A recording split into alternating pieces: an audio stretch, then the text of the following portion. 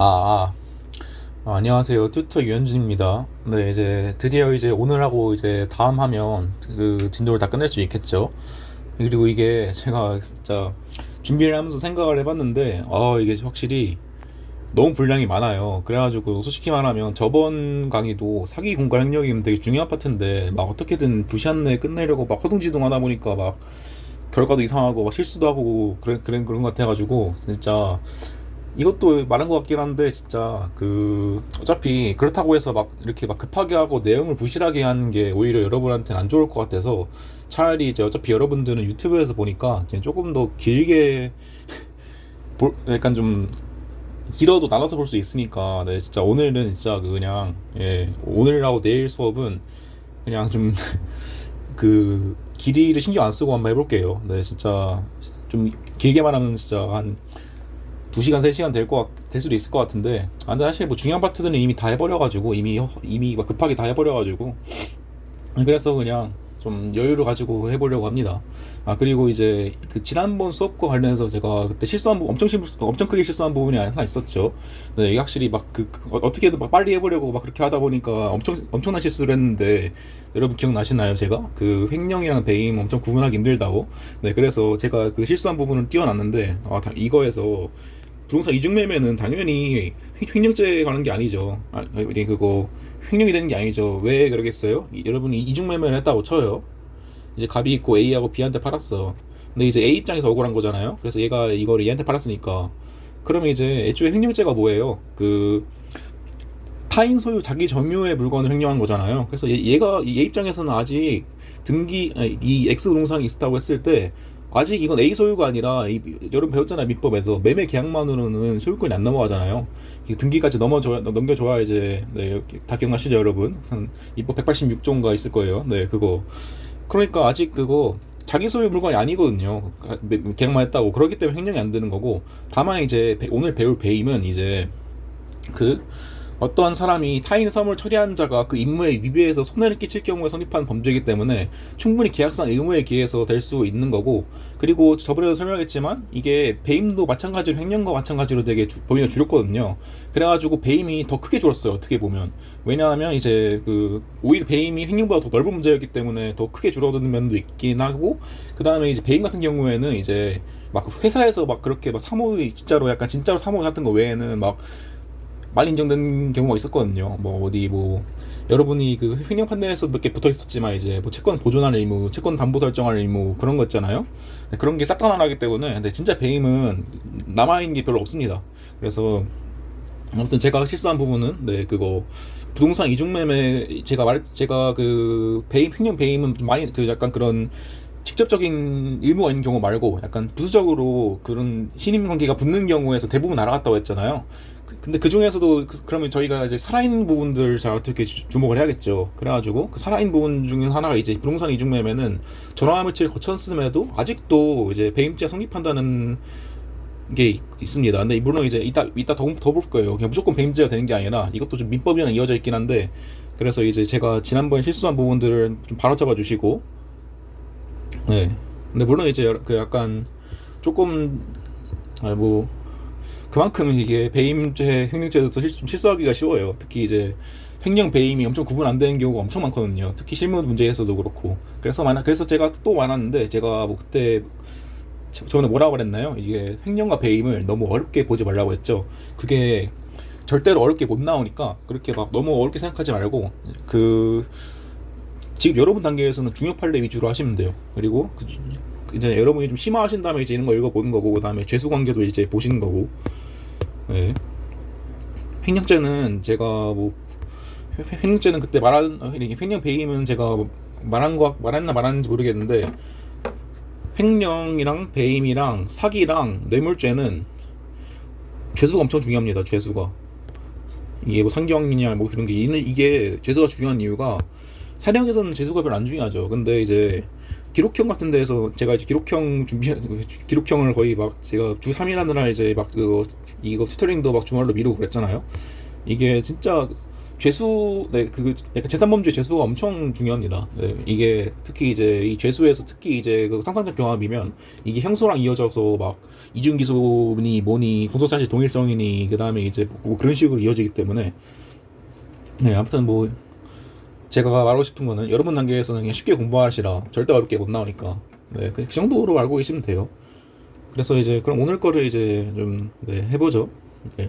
그래서 그 제가 그 그렇게 틀렸던 부분 그 뭐냐 그 지난주에 틀렸던 부분들 한번 고쳐주시고 근데 오늘 배울 거니까 네 그래서 이제 좀 느긋하게 할 거예요. 네 느긋하게 해볼게요.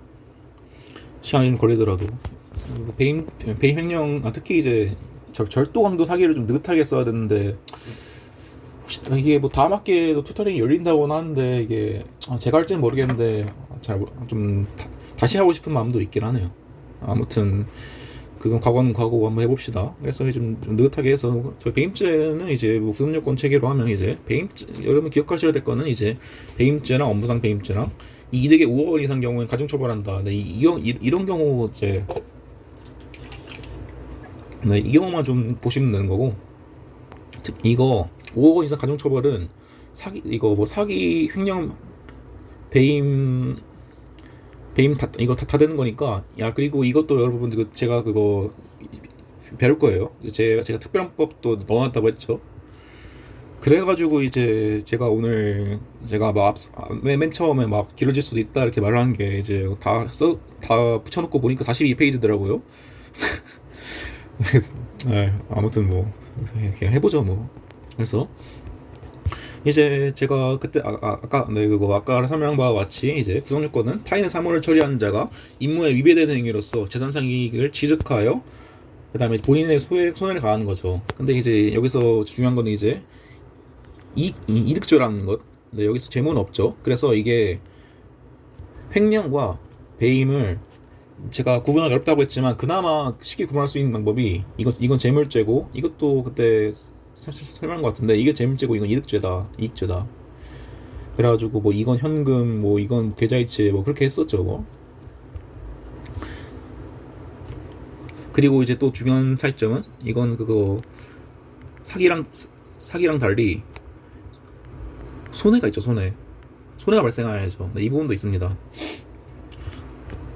네, 그래가지고 이제 이 손해와 관련해서 이제 뭐 배임죄의 기수식이 어떻게 되냐 뭐 이런 것도 이제 다 뒤에 볼 거예요. 그래서 이제 하나만 보면 이제 이게 정말 중요하죠. 네, 이게 약간 그 배임죄가 좁아지는 그 판례의 문턱이라고 볼 수 있어요. 이게 그래서 이제 이게 그냥 그거 당연히 이제 그거 횡령죄가 동일한 논리로 당연히 여러분이 만약에 어디 회사 이사다 그러면 이제 애초에 막 무슨 법령에 막 무슨 충실 뭐 이런 거 있죠. 네. 네, 마침 막 뭐 배임죄도 막 배임죄 이상한 범죄도 없애자 그다음에 무슨 뭐 이사의 충실임으로 도입하면 된다 막 뭐 시기에 논의가 무슨 나오기로 했었는데 잘 모르겠어요. 안 그래도 지금 배임죄 범위를 좀 줄이고 있는데 뭐 그건 뭐 이제 입법적인 문제고 저희는 어차피 할 게 많으니까 쓸데없는 소리는 없애보고 그냥 합시다 그냥. 네, 그래서 제가 아까 말한 것처럼 뭐 회사 이사다 이런 거면 당연히 그냥 배임죄 되는 거고 이상한 짓 했으면. 근데 이제 제가 문제가 되는 건 그 두 번째 경우라고 했죠. 첫 번째는 명시적인 그런 타인의 사무가 있는 게 아니라 두 번째로 되게 애매한 되게 약간 그거 좀 부수적인 타인의 사무. 예를 들어서 이제 계약을 그 이중매매에서 제가 말했던 그 매매계약상의 의무가 좀 좋은 예시죠. 네, 그래서 매매계약상에 이제 약간 매매 계약을 했으면 이제 이거를 잘 넘겨줘야 할 의무가 있겠죠. 이것도 어떻게 보면 타인의 사무고. 그리고 네. 그래서 그렇게 약간 부수적인 그 타인의 사무 부분이 다 날라갔다고 보시면 돼요. 그냥 부동산 가치 이런 건 예외적인 경우를 빼고. 그래서 남아있는 게 이거죠. 네, 그래서 이거 특히 이 판례는 이 판례는 진짜 그냥 무조건 그냥 통을 안 깨하겠어요. 이거는. 그래서 당사자 관계에서 전형적 문제적 내용이 통사의 계약에서 이익 대립 관계를 넘어서 시인 관계에 기초해서 타인의 재산을 보호하는 거 관리하는 데 있어야 된다는 거죠. 네. 그러니까 이제 대부분 경우 날라가겠죠. 네. 그래서 예를 들어서 이제 동산 이중 매매 있잖아. 또 웃기게 동산 이중 매매 같은 경우에는 배임죄가 안 된다는 판례가 있어요. 네, 바뀌어가지고. 네. 그런 거예요. 그리고 약간 부동산 이중 매매도 제가 볼 때는 원래 그 판례 약간 그 판례의 경향에 의하면 지금 내가 그것도 없어져야 되고, 아마 그거 전환 매체가 한 번 더 열린다면 그때 없어질 것 같아요. 부동산에 대한 이중매매에 대한 배임죄도. 근데 약간 지금 바로 없애버리면 약간 뭐 사회적 파장이 크다고 생각하나 그런 것 같아요. 약간 사회적 그런 필요성 때문에 굳이 논리를 거스르는 느낌이 들긴 하거든요. 그래서 이 부분이다. 그래서 뭐 지입회사 이건 어려우니까 그냥 보지 마시고, 이게 나오네요. 여기서 이제 이거는 제가 오늘 별도로 정리한다고 했고, 여기서 적혀 있죠. 부동산 배임 되는데 동산 배임이 안 된다고 하고, 이제 뭐 예금 분할 인출 같은 경우에도 이것도 이제 여러분이 그냥 다음에 보시고, 이것도 나중에 하니까, 이것도 이게 약간 진짜 거의 다 날라간 거죠. 이게 이 판례들도 여러분은 경쟁적에서 많이 봤죠.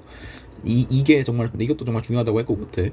담보물의 담보가치 유지 보존 의무는 채무자 자신의 사무에 해당할 뿐이고, 담보가치를 감소시키거나 이제 상실시켜서 채권 실험에 위험을 초래해도 배임죄가 안 된다. 왜냐하면 그 사람과 계약을 통해서 그 사람의 채무 내용은 결국에 그 금전은 채무를 이행할 의무이지, 아니 그 금전을 변제할 의무이지, 이제 이런 약간 담보물 보존 의무 같은 건 부수적이라는 거예요. 네, 그래서 그때 들었던 예시가, 이제 자기 부동산에 이제 근저당을 맺고, 이제 그걸 맺고 이제 뭘 이제 팔았는데, 이제 그 부동산을 처벌했다. 네, 이런 식으로. 물론 이제 그거 근저당권은 이제 뭐 물건이니까, 돈 빌려준 사람 입장에서는 채권 실현에 큰 어려움은 없을 테지만, 뭐 채권 실현하면 위험 가있다고 볼 수 있겠죠. 뭐 어쨌든 뭐 그런 경우가 있으니까. 네, 그래서 이 두 판례를 기억을 하시는 게 좋습니다. 그리고 이제 여기 이중매매가 나오네요. 그래서 이제 이중매매에서도 그때 말했듯이 이제 여러분들 다 배웠죠. 그 계약금 해지 그런 게 가지고, 이제 그래서 계약금 계약은 이제 매매 계약이 부수한 계약으로서 이제 요물 계약에 해당해서 계약금이 다 지급되지 않으면 계약금 해제를 할 수 없다는 판례를 여러분이 다시 보였을 거예요. 그래서 이제 그 계약금 다 수령했다. 그러면 이제, 아니 그거 계약금만 수령했으면 당연히 쌍방에 둘 다 이제 그 계약을 할 수 있으니까, 해제할 수 있으니까 당연히 처벌 안 되겠죠. 근데 이제 이게 중요한 거죠. 이제 중도금까지 받아버렸을 경우, 이제 여러분들이 이제 그 해약금 해제를 하면 이제 쌍방에서 이행의 착수를 한 경우에 못한 게 있죠. 그래가지고 이제 그거에서 막 기한의 이익 같은 경우 해가지고 막 이제 원래는 이제 특별한 사정이 없으면 그냥 기한의 이익 포기하고 해제할 수 있는데, 네, 그냥 중도금 이행 착수할 수 있는데, 이거 무슨 뭐 상대방이 이제 뭐 이행 착수를 무슨 거부하고 막 어떻게 해라고 이제 약간 고지했으면, 이제 상대방한테도 기한의 이익이 있어가지고 중도금이 이행 착수를 먼저 할 수 없다, 이런 판례도 여러분이 보신 적 있을 거예요. 네, 근데 그거는 이제 별개의 문제고. 그래서 이제 어쨌든 봤을 경우에는 이제 여기 나온 거죠. 이제 중도금 지급되면 이제 지 혼자 이제 해제 못하니까. 그러니까 여러분들이 이제 그 민법 기본이 다 되셨을 테니까, 이제 이게 계약의 해제라는 거는 절대로 그냥 근거 없이 낼 수가 없어요. 무조건 그 계약상의 해제권이 있거나, 아니면 이제 법률상의 해제권이 있어야 되는 거지. 그냥 그런 의무도 없는데 그냥 나 계약 안 할래 이런 식으로 하면 계약의 의미 자체가 없죠. 그래가지고 이제 보통 이제, 그리고 매매 계약에서 어떤 특혜 같은 게 없으면, 이제 중도금 져버렸으면 이제 어떤 이행직체나 이행 불능 같은 그런 법정 해제권이 없는 이상 이제 그 사람한테 해제를 할 수 없죠. 네, 그렇기 때문에 이제 그 재난보전에 협력해서 재난적 이익을 보호할 신임관계에 있게 되니까, 그때부터는 이제 배임죄에서 말한 타인의 사무에 처리하는 장에 해당한다는 거예요. 그리고 이제 이거를 이제 제3자에게 팔한다면 배임죄가 된다는 거죠. 이게 제가 말한 정말 드물게 남아있는 배임죄 성립 중 하나예요. 약간 그런 부수적 배임죄 중에서는. 네, 그래서 이건 당연히 기억하셔야 합니다.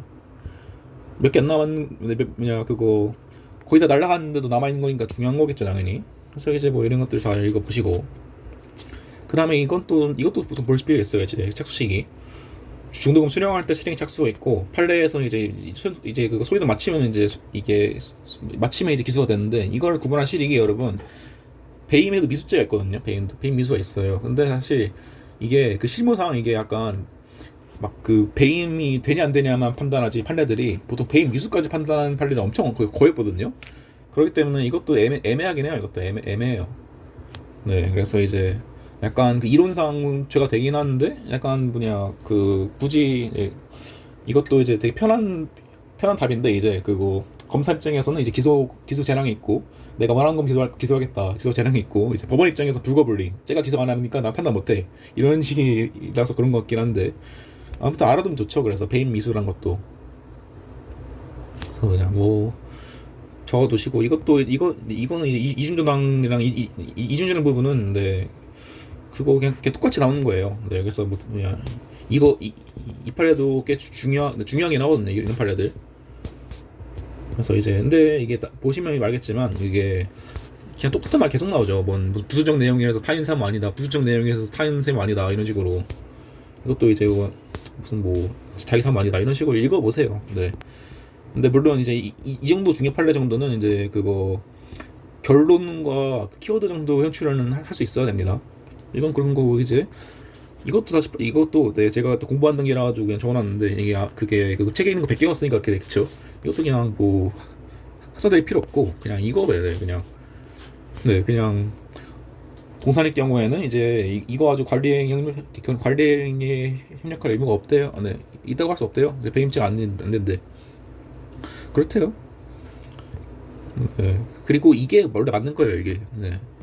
이게 제가 그때 말한 내용이 이어지는 거지만 이제 만물의 영사화잖아요. 이런 거는 그냥 그거 우리나라 사람들이 그러니까 우리나라가 괜히 막 그 일본과 그 일본 같은 데랑 그 인구 대비해 가지고 거의 3배가량 사건이 많은 게 이게 별것도 아닌 거 가지고 죄다 그거 죄를 어떻게든 그 처벌받게 하려고 하고 싶은 마인드가 강해요 한국인들이. 네, 이건 뭐 비하하는 게 아니라 그런 경향성이 있다는 거죠.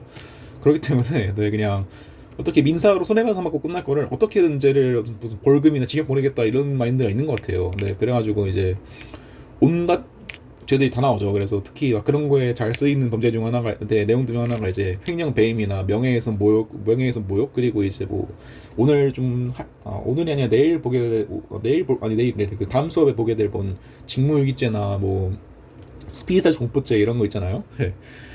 그래가지고 사실 저는 이제 좀 더 사람들이 합리적으로 판단을 해서 고소를 했으면 좋을 것 같다. 왜냐하면 그렇게 사건이 너무 많아져가지고 오히려 사람들이 필요한 경우에 도움을 못 받아요. 네, 그렇기 때문에. 근데 물론 이건 저희가 어떻게 할 수 있는 내용이 없고 저희가 이제 노력해야겠죠 법조인으로서. 아무튼 이렇게 이상한 소리를 하면 이제 너무 시간이 가니까. 그리고 이제 그거 이중매매 사례 구조가 나오죠. 제가 그거 그때 내용과 네 그거 그때도 말했지만 횡령 배임에서 나오면 보통 이제 그거 제가 그때 그 차고송금 그다음에 차고송금이나 이제 보이스피싱이나 이런 거 나와요. 부동산 이중매매 아니면 이제 되게 뻔한 약간 배임 네, 그런 거 막. 그러니까 너무 무서워하지 마시고 네, 이것도 제가 사실 여기서 설명하기 좀 약간 복잡할 수도 있어요. 네, 그래서 이거는 제가 약간 일부러 약간 정말 많이 나온 사안이기 때문에 좀 되게 풍부하게 써놨거든요. 그래서 이제 이거를 사실관계 1이 이제 그거죠. 이제 그거 그러니까 이게 그거 1이 이제 그 갑 1번과 2번 매수인 있는데 얘한테 판 거고 이거는 이제 그거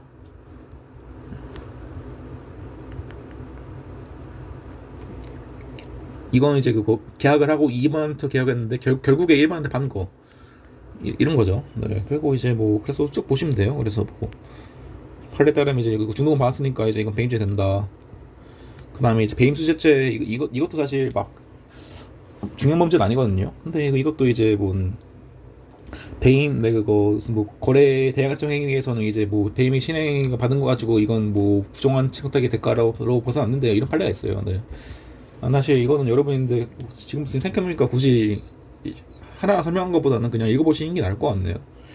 네. 근데 그거 제가 말했지만 근데 이 정도는 근데 여러분이 그 머릿속에 있어야 돼요. 이렇게 제일 많이 쓸 수 있어야. 네.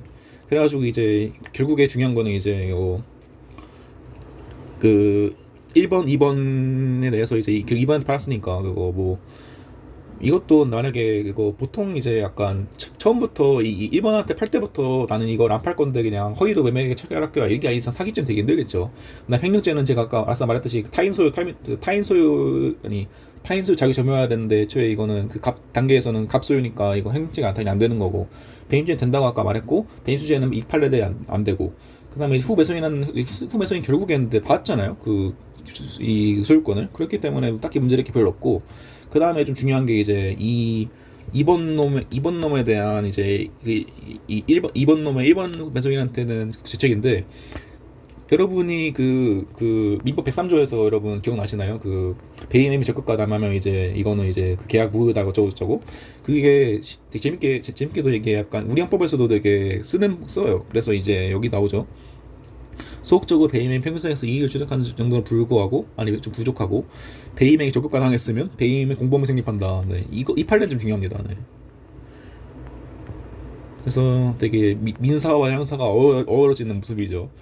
보통 이렇게 민사와 형사가 어우러지는 건 잘 안 중요하긴 한데 이게 좀 예외입니다. 그래서 이거 보시고 이것도 보세요. 네, 이것도 별거 없어요. 근데 할 거는 이게 또 나오죠. 이거 배임 미수죄. 근데 보통 배임미수죄까지 판단 안 합니다. 보통은. 네, 아무튼 이거 읽어보시면 되는 거고. 그 다음에 있어야 되는 게 이제 사무 재산관리성이 있어야 된다. 뭐 이것도 읽어보시고, 이것도 여러분 그때 봤었죠. 그때 그 차후송금이 약간 대비되는 판례로 돈 차후송금 같은 경우에는 이제 횡령죄가 된다는 판례가 있는데, 이제 이게 이거 가지고 이제 그 비트코인 같은 거에서 그 배임죄를 동일한 법리로 인정하는 건 재형법전주의 반한다, 그런 내용이 있었어요. 네. 이것도 왜 갑자기 차후송금 횡령죄고 이거 뭐냐, 이 비트코인은 배임죄겠어요. 당연히 비트코인은 이게 이익이기 때문에. 네, 비트코인이 어떻게 시체가 없잖아요, 실체가. 그렇기 때문에 다른 거죠. 뭐 이것도 이제 읽어보시는 거고, 안에서. 그래서 이제 그 객체는 이제 당연히 이제 순수 이득죄고, 그 다음에 이제 제가 아니고 저도 약간 그 사량부터 헷갈려가지고 약간 저만의 기준을 좀 한번 생각해봤어요. 결국에. 그래서 이제 결국에 제일 큰 이거에서 그 기준 영번, 역시 그 제일 큰 기준은 영번 기준은 재물이나 이득이냐겠죠. 그래서 뭐 나머지는 그냥 읽어보시면 돼요. 그 다음에 이제 뭐 이것도 되고, 이제 배임행위 판단 기준 같은 것도 이제 이거는 이제 아니냐 이거. 네. 이건 네, 배임행위 구성요건 문제기도 하고, 이거는 이제 불법행위 의사에 대한 내용이기도 하죠. 나는 이제 무슨 뭐 이게 비록 배임죄에 해당하더라도, 아니 배임행위에 대한 여지가 있다 하더라도 나는 이제 본인을 위해서 한 거다. 네, 이런 식으로 뭐 이제 뭐 이런 판례들이 있다는 것만 기억하시고, 네, 이거 뭐 영업기밀 누설행위도 이것도 그냥 읽어보세요. 네, 이것도 여러분 어디 있냐, 별로 중요한 건 아니고, 네, 그냥 읽어보시면 되고, 네, 이거 정도면 읽어보시면, 이거 정도는 좀 볼 필요가 있네요. 네, 그래서 이제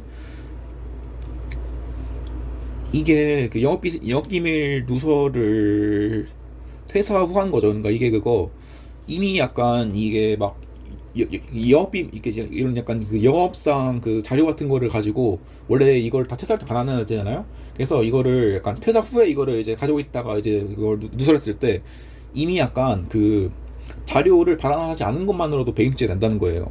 네. 그래서 이거는 이제 이미 성립한 배임의 실행이 나왔죠.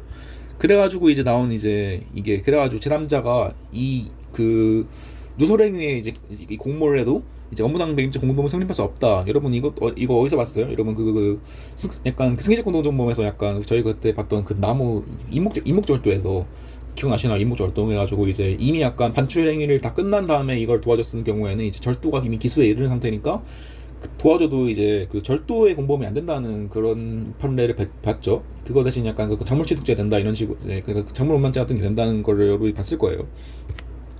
그것과 동일한 논리인 거예요. 네, 이건 사실 어떻게 보면 되게 그 변호사가 잘 짠 거죠, 논리를.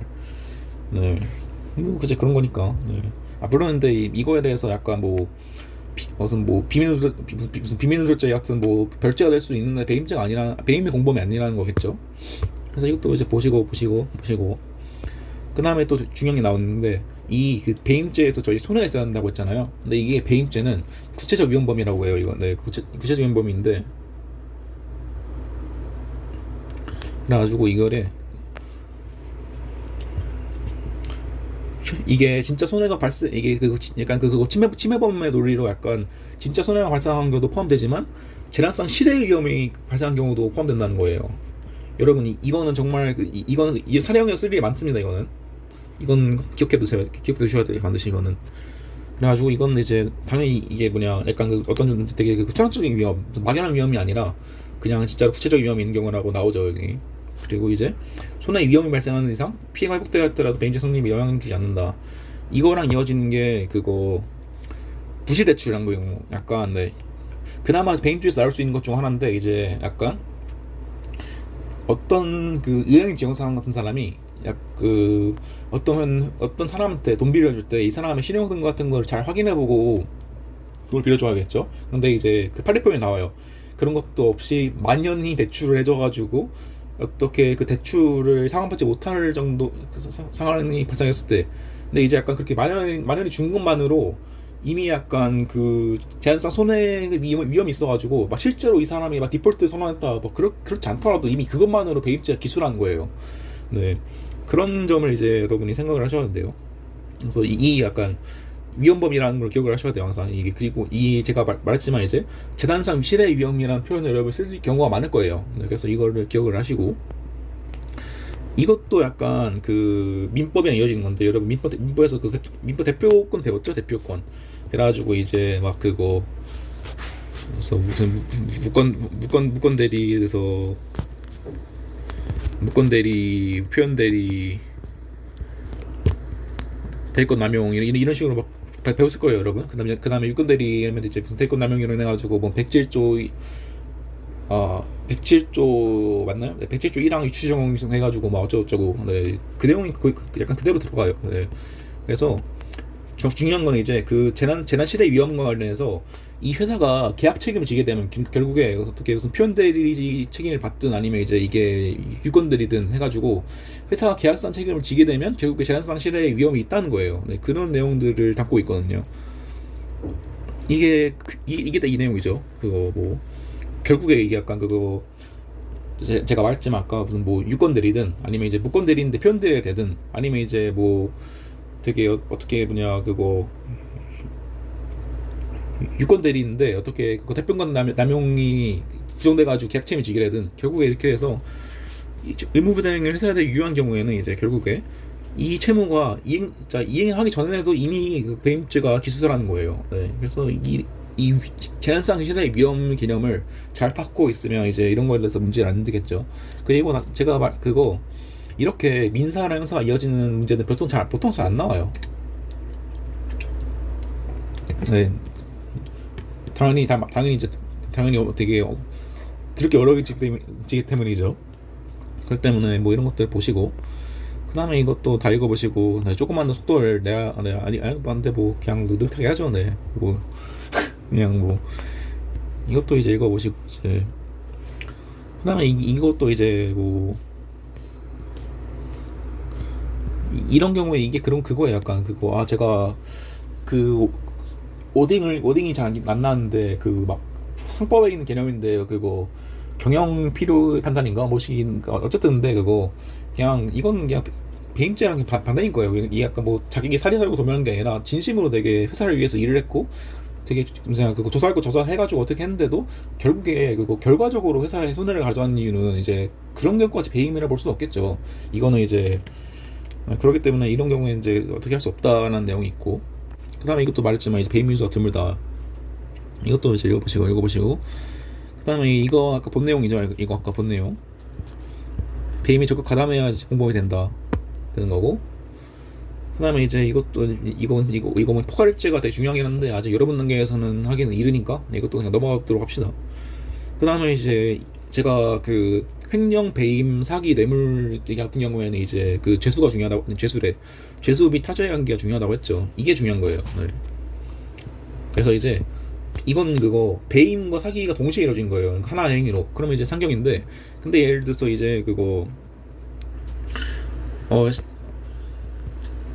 어, 이거에서 좀 예시가, 여러분이 어떻게 그 배임 행위를 통해서 얻은 이익을 가지고 이건 내가 번 거야라고 해서 어떤 재난자한테 줬어요. 근데 그럼 약간 그런, 네, 그렇게 그 어떻게 그런 이제 그런 이익을 어떻게 줘가지고 댓글을 받았으면 이제 그 제3자는 이제 약간 그 배임죄와 다른 피해자로서 약간 새로운 보호법의 침해 있는 거잖아요. 그렇기 때문에 그 경우에는 이제 범인에 대한 배임죄, 제3자에 대한 사기죄가 실체적 경합이다라는 거예요. 이거 동일한 논리를 우리가 이제 횡령에서 봤죠. 횡령에서 이 아래 나오는데, 그래서 특히 이제 그거 상경이 되는 부분, 이제 실경이 되는 부분을 항상 구분하셔야 된다. 그래서 이제 이 부분을 체크해두고, 이제 뭐 이것도 그나마 좀 되는 내용인데, 이제 뭐 어떻게 그 막 그러니까 배임 공범끼리 주고받은 거는 이제 뭐 특별히 배임 수증죄가 된다는 게 아니라, 이제 이게 제가 아까 배임 증제 배임 수재가 뭔지를 설명 안 한 것 같은데, 그러니까 그 배임 증제 수재라는 게 쉽게 말하면 그냥 일반인에게 하는 뇌물죄인 거예요. 뇌물죄는 공무원이어야 되잖아요. 근데 이제 그 배임 수증제는 이제 타인의 사물을 처리하는 자가, 그러니까 배임행위 우선 요건을 어떻게 할 수 있는 자가 어떻게 부정한 청탁을 받고 이렇게 해줬으면 배임 수재나 증제가 된다는 거거든요. 아니 이거 뒤에서 배우긴 할 건데, 네. 그래서 이거 바로 나오네요. 네. 그래서 근데 이게 배임죄 끝이면 돼요, 여러분. 진짜 별거 없죠. 네. 왜냐하면 이게 유의미한 판례가 다 날라서 그래요. 이게 횡령보다도 더 넓게 인정되는 범죄인데, 배임죄가, 네, 당연히 이익죄기도 하고, 네, 그러니까. 그런데 이제 보통 이제 그 배임죄 인정된 경우는 그런 거였거든요. 네, 이제 무슨 뭐 제가 그 내가 말한 그 2번 유형, 되게 무슨 부수적인으로 타인 사물 처리할 의무가 있는 사람들, 부수적으로. 그렇기 때문에 이제 많이 날라가가지고, 네, 이 정도만 잘 알고 계시면 문제가 없을 거예요. 그리고 이제 그런 거고, 이것도 제가 여기 써놨잖아요. 이거 누락주의 안 하고, 누락주의. 네. 이게 진짜 여러분 당연히 어떻게 막 이 업무, 네, 그거 업무란 뭐예요? 이제 업무가 이제 그거잖아요. 이제 그 사람이 사회생활사의 지위에 의해서 계속적 반복적으로 행하는 사물을 업무라 하잖아요, 우리는. 근데 이제 당연히 이제 어떤 그 회사의 대표이사가 이렇게 했으면 당연히 업무상 배임죄, 행정적인 업무상 배임인 거예요. 그런데 이게 진짜 여러분 그거 지금 단계에서는 에이 무슨 그런 거 어떻게 까먹어 이렇게 했지만, 진짜 잘 까먹었습니다, 여러분. 사례형 기록형을 본문하고, 특히 기록형 같은 경우에 더 많이 까먹어요. 네, 이게 그렇기 때문에, 이게 왜냐면 기록형은 이제 막 그 변신은 약간 변신 50페이지 기록은, 그 짧은 거예요. 그리고 이제 검찰 실무는 이제 거의 70페이지에서 100페이지 그 70페이지고, 이제 실무 2는 150페이지 되고, 이제 제실도 한 150페이지 되니까 그 기록 150페이지 보면서 혼미해지니까 이런 실수를 하는 거예요. 네, 그렇기 때문에 여러분 사례형 보겠지만 사례형에서도 진짜 주의하세요. 네, 이거 제가 장담하는데 여러분 중에서 분명 이거 문제 나왔을 때 빼먹은 사람 많을 거예요. 네, 그냥 배임이랑 쓰고. 그렇기 때문에 누락은 항상 주의하시라.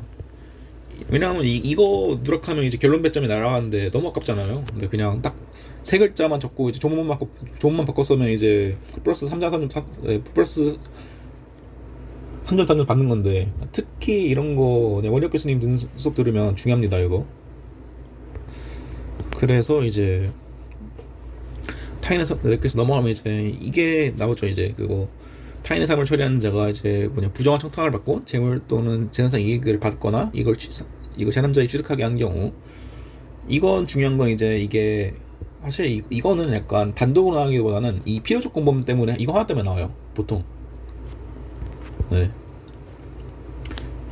이게 그거 이따 그 상물죄에서도 말할 건데, 이게 왜냐하면 이건 좀 그거 워낙 중요하니까 되게 간단하게 설명을 할게요. 일단 여러분 그 필요적 범부금에서 이제 그 공범 총칙상의 규정이 적용 안 된다는 거는 이제 알고 있죠. 네, 그래가지고 이제 뭐 배임 수재가 배임 증제죄가 있을 때 이제 그 둘 간에 뭐 무슨 뭐 배임 증제 공동정범 이딴 거 안 되고, 그리고 혹시라도 이제 배임 수재죄가 이제 그 사람이 죄가 안 될 경우에는 이제 그 사람은 무슨 뭐 별죄 무슨 교사죄 이런 게 안 되고 그냥 그 사람 무죄인 거다, 이런 식으로 제가 말한 적 있을 거예요. 근데 이게 정말 중요한 이유가 여러분 이건 약간 여러분 형사법 행사소통법이랑 기록형에서 중요해지는 거거든요. 예를 들어서 이제 뭐 얘가 배임 증제고 얘가 배임 수재예요. 얘들 필요적 공범이죠. 필요적 공범. 근데 얘들은 그거 얘는 근데 그거 죄를 인정해요. 그리고 이제 그 증거 동의 다 해요. 이제 그러니까 그 증거 동의 같은 게 뭔지 여러분 알겠죠? 그러니까 이게 약간 그 증거를 이제 증거 동의 안 하면 이제 무슨 뭐냐 그 전문 증거에서는 이제 막 어떤 요건을 갖춰야 된다 이런 게 있거든요. 얘는 근데 그거 내가 줬다 내가 잘못했다 이런 식으로 다 인정합니다. 근데 얘는 안 받았다 이런 식으로 그냥 제 인정 안 하고 증거 동의도 거부해요. 근데 그럼 이제 얘가 동의한 그 조서를 얘에 대한 증거로 쓸 때 어떤 요건이 있는 거예요. 근데 이제 이걸 정말 되게 간단하게 말하면 필요 조건범은 이건 여러분 그냥 그거 그냥 흘려주세요. 네, 이거 그냥 흘려듣고 그냥 마음속으로만 그냥 뭐 그냥 흘려듣고 네 그냥 이게 필요 조건범은 공범이고 그 작물범은 공범이 아니에요. 그래가지고 얘는 이제 그거 얘가 동의했어도 얘가 동의 못하면 이걸 못 써요 얘한테 증거로.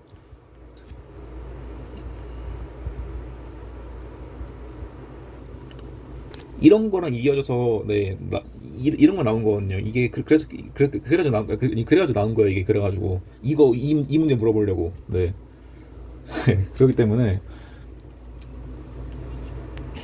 이 부분만 네. 그래서 약간 어차피 이거 물어보러 내는 거 가지고 그냥 약간 진짜로 약간 이렇게 이게 약간 소득법 물어보려고 내는 거지 이 약간 죄를 물어보려고 내는 경우가 없거든요. 거의 없거든요. 네, 그렇기 때문에 여러분 그거 이 죄에 대해서는 약간 그냥 이거 필요적 공범이다 정도만 알고 계셔도 돼요. 솔직히 말하면 나머지는 그냥 그거 조문만 읽고 이제 이게 어떤 범죄인지 알면 되기 때문에. 그래서 이제 나오는 거 이제 뭐 이건 그나 주의할 건 재물과 재산상 이익이고 이거는 그다음에 이제 뭐 임무 관련성은 뭐다 부정한 청탁이란 뭐다. 근데 여러분 이거 다 뇌물죄에서 배우는 일이라 이거. 그러니까 뭐 이런 것도 뭐 근데 그래서 약간 진짜로 그럴 일 없겠지만 만약에 배임 수증죄가 나오려면 무조건 이게 나올 거예요. 네 이거 유료기사 이거. 그렇기 때문에 이거 사실관계만 좀 보시면 돼요. 그래서 이제 이거로 안 내면 이제 그러니까 원래 그냥 배임 수증죄는 안 나온 죄고 정말 낸다고 하더라도 이런 거로 나올 거니까 뭐 그냥 이거만 보시고 뭐 그다음에 이제 또 그나마 중요한 게 어디냐 그거 죄수에서 배임 증제를 받은 다음에 배임까지 하면 이제 실경이다 이거죠. 이게 중요한 거예요.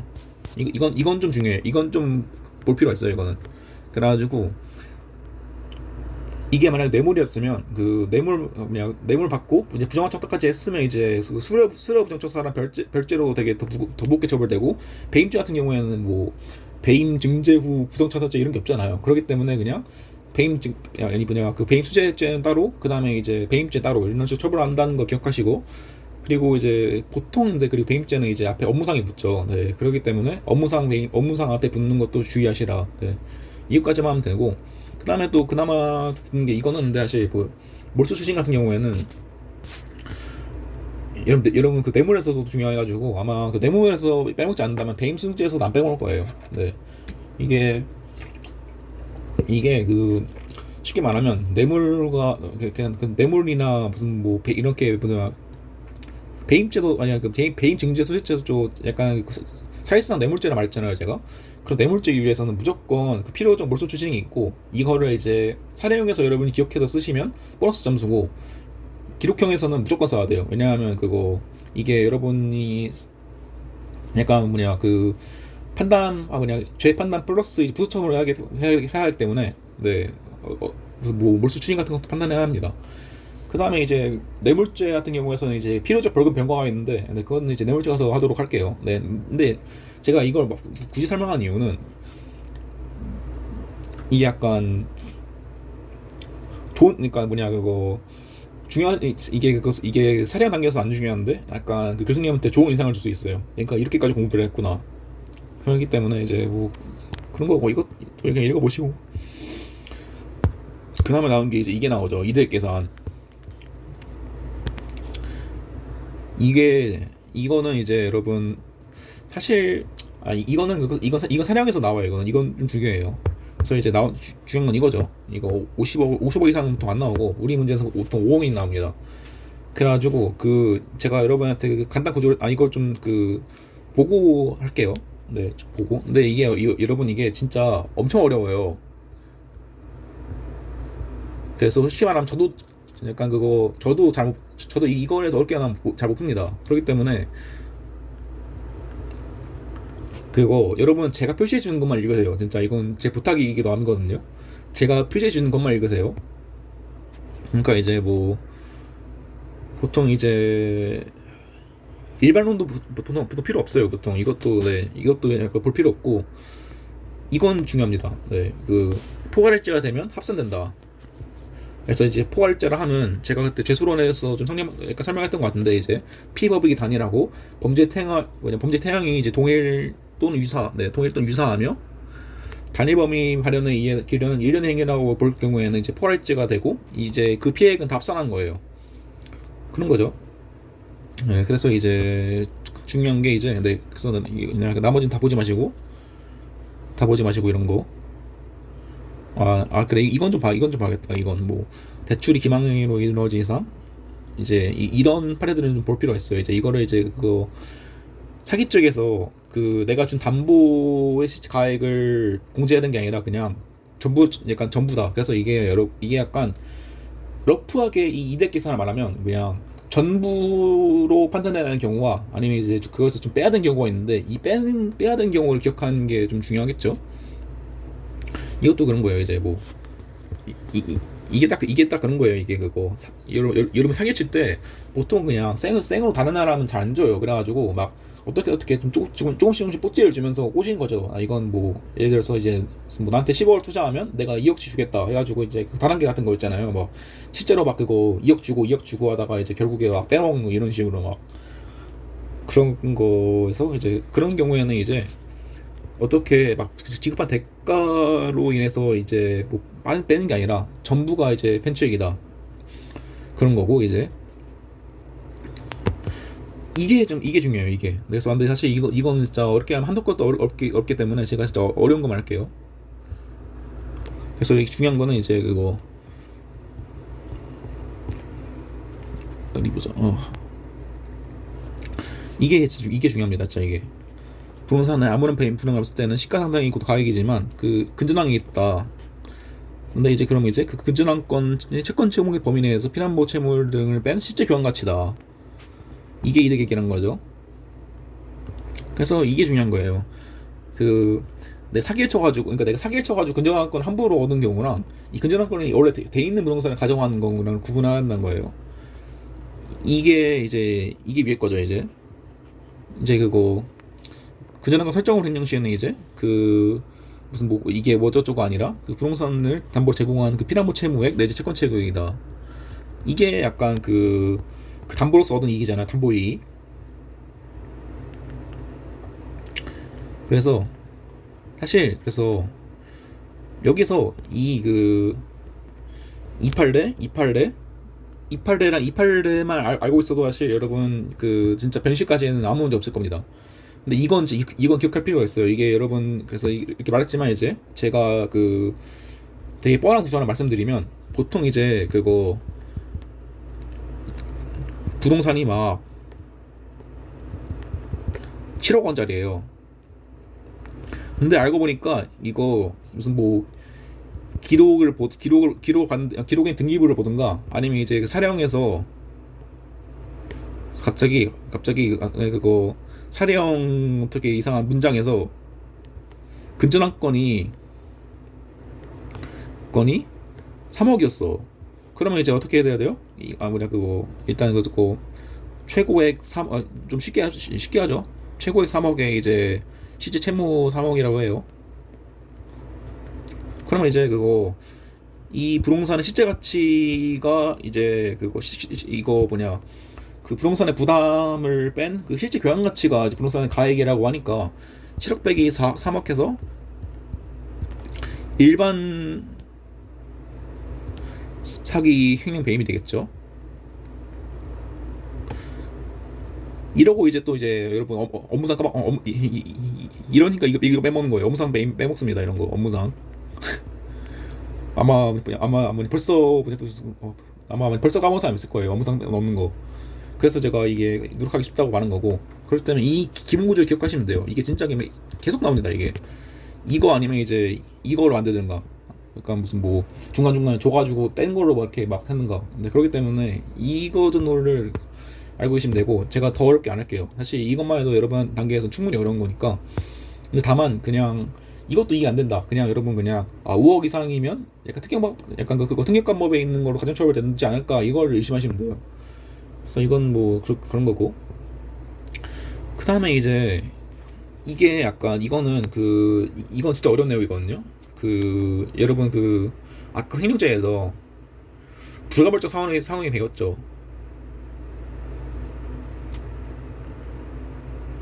그래가지고 원래 이거 횡령한 다음에 파는 거는 원래 약간 횡령죄 약간 부가법적 사회행위인데, 이 횡령한 거를 어떻게 내 거다라고 속여가지고 팔면 이제 제3자에 대한 기망으로서 새로운 법이 침해니까, 뭐 횡령과 이제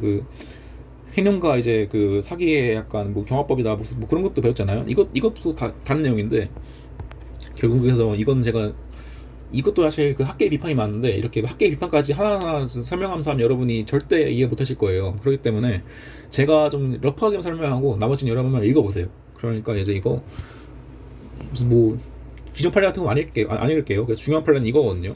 후행 처분행위가 선행위로 예상할 수 없는 새로운 위험을 추가함으로써 법익 침해의 위험성을 증가시키거나 무수한 방법으로 이걸 하면 이제 이거 별도로 횡령죄가 된다는 거예요.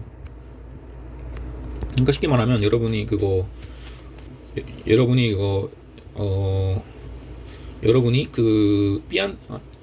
여러분이라고 안 되죠. A가 B한테 5억 부동산을 받았어요. 이거 어떻게 맡았어요. 어떻게. 근데 이 사람이 이거에다가 3억 삼권전당 설정한 다음에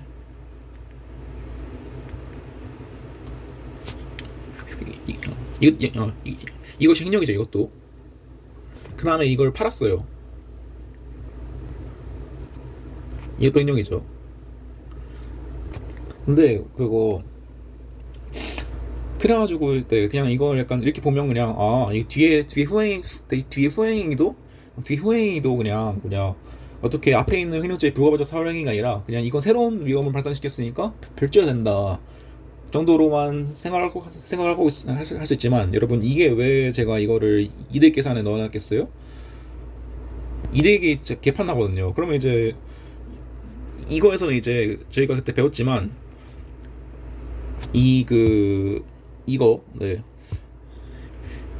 피난보 채무액이 이득액이죠.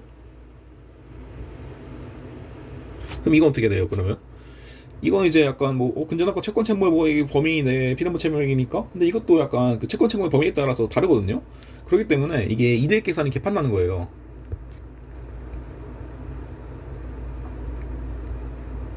근데 이것도 너무 설명한 것 같은데, 여러분 만약에 이게 이전 판례 뭐라 맞냐? 이전 판례는 그냥 이거 횡령 됐으니까 이거 횡령 안 된다라는 게 거든요. 불가벌적 사용이니까. 근데 그러면 되게 편한 게, 애초에 이 근저당이 여러분 뭐예요? 근저당권이란 거는 이 제3자가 만약에 그냥 채무를 변제받지 못하면 이걸 경매 넘길 수 있는 권리잖아요. 그러니까 애초에 이 3억 근저당 설정한 것부터 이 부동산 5억에 대한 전부에 대한 재산상 실의 위험이 발생한 거예요.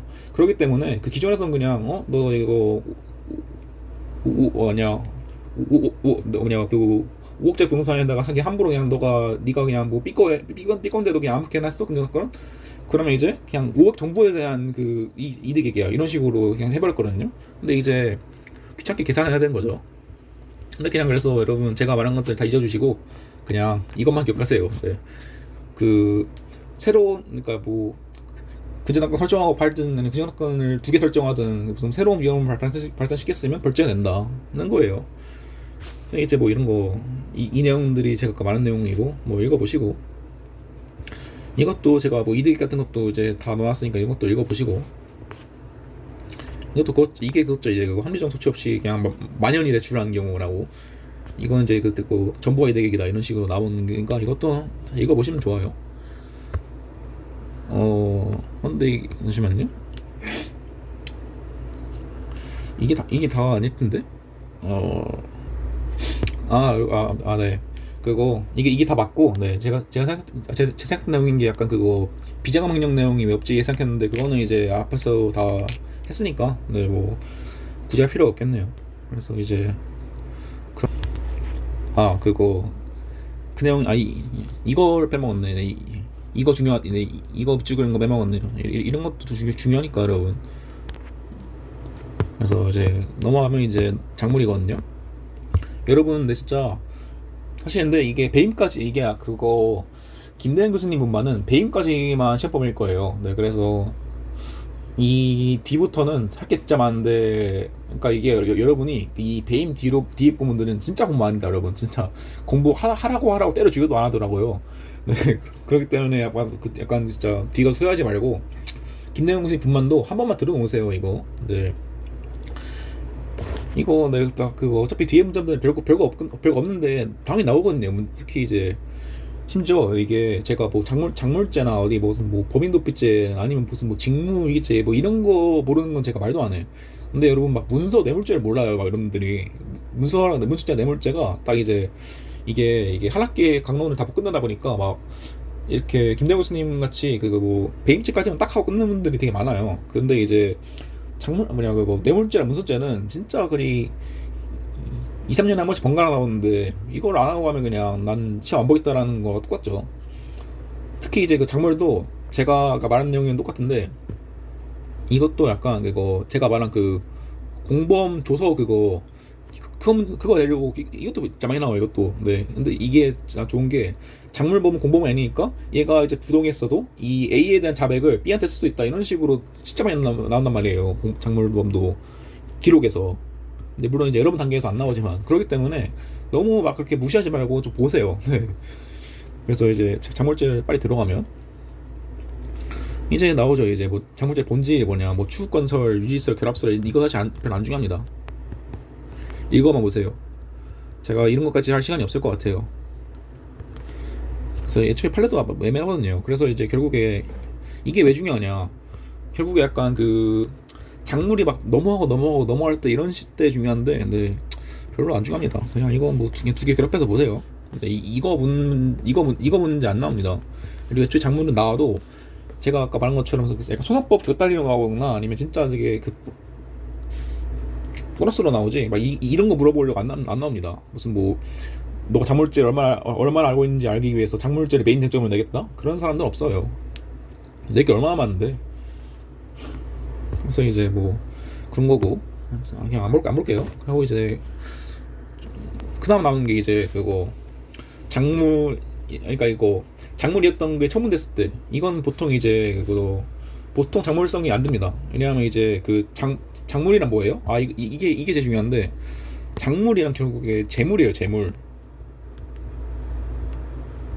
그래가지고 이거 비슷한 판례인데, 여러분 그 배임죄로 얻은 이익은 그러니까 그 자림자가 이게 뭐냐 배임죄로 얻은 거 알면서 가져왔어도 이거는 작물죄가 안 됩니다. 당연히 재물이기 때문에 작물은. 네, 뭐 장이익 이런 게 없어요. 대신 작물이 있기 때문에. 그렇기 때문에 뭐 그런 것을 판단하시고, 여기 썼죠. 그 재난죄에 의해서 연역한 재물이다. 그런 거고. 그럼 당연히 이제 매각 대금은 뭐예요? 보통 이게 현금은 이제 재물이라고 하지만 이게 현금 재물이라도 이 작물과 현금 사이의 동일성이 인정되기 어렵다고 보는 거예요. 네. 이제 이게 나온 거죠. 근데 이제 그나 나오는 게 이거예요. 네, 그러니까 이건 뭐 재물, 이건 뭐 재물이 현금이나 이익으로 바뀐 거고, 이거는 이제 현금이 이익으로 바꾼 거 딴 거로 이제 약간 딴 걸로 해. 그런 건데, 그래서 이제 이건 좀 이게 중요하기보다는 사실 여러분 이 판례 이 사회 구조만 머리 넣어두시면 별 문제 없습니다. 그래가지고 중요한 거는 이제 이게 그거죠. 이게 약간 여러분이 그 현금 재물이라고 했잖아요. 현금을 훔쳐가지고 계좌에 넣어놓는 거예요. 그렇게 했다 다시 꺼내 이제 그러니까 여러분이 현금을 훔쳐가지고 계좌에 넣고 그걸 다시 수표로 빼는 거예요. 그럼 이제 이 수표가 작물이냐 이런 거거든요. 그래서 이제 우리 판례가 이제 무슨 대립 같은 거 필요 없고, 우리 판례는 현금은 이제 그거 어떻게 뭐 인출하는 현금은 이제 당초 현금과의 물리적 동일성은 없지만 액수에 의해 섭씨는 금주는 가치는 변동이 없으므로 보관, 소지, 관리에 있어서 가액이 명확히 구분된 한도 내에서 특별한 사정이 없는 이상 작물로서 형질이 유지된다. 네, 이거 정도 알고 있어야 됩니다. 이걸 사실 막 무조건 알아야 되는 게 아니지만 모르면 틀려야 되는 부분들이에요. 그리고 이런 모르면 틀려야지 판례들은 여러분이 사량보다는 기록형이 많이 납니다. 그렇기 때문에 이런 것들을 기억해 두셔야 됩니다. 기억해 두셔야 돼요. 이게 다 그거예요. 이게 그 내용이죠.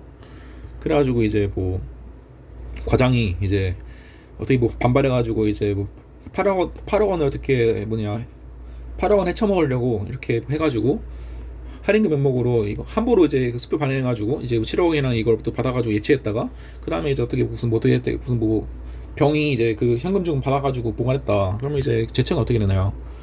당연히 이제 여러분 이거에서 당연히 이제 회사업을 그냥 맘대로 판 거잖아요.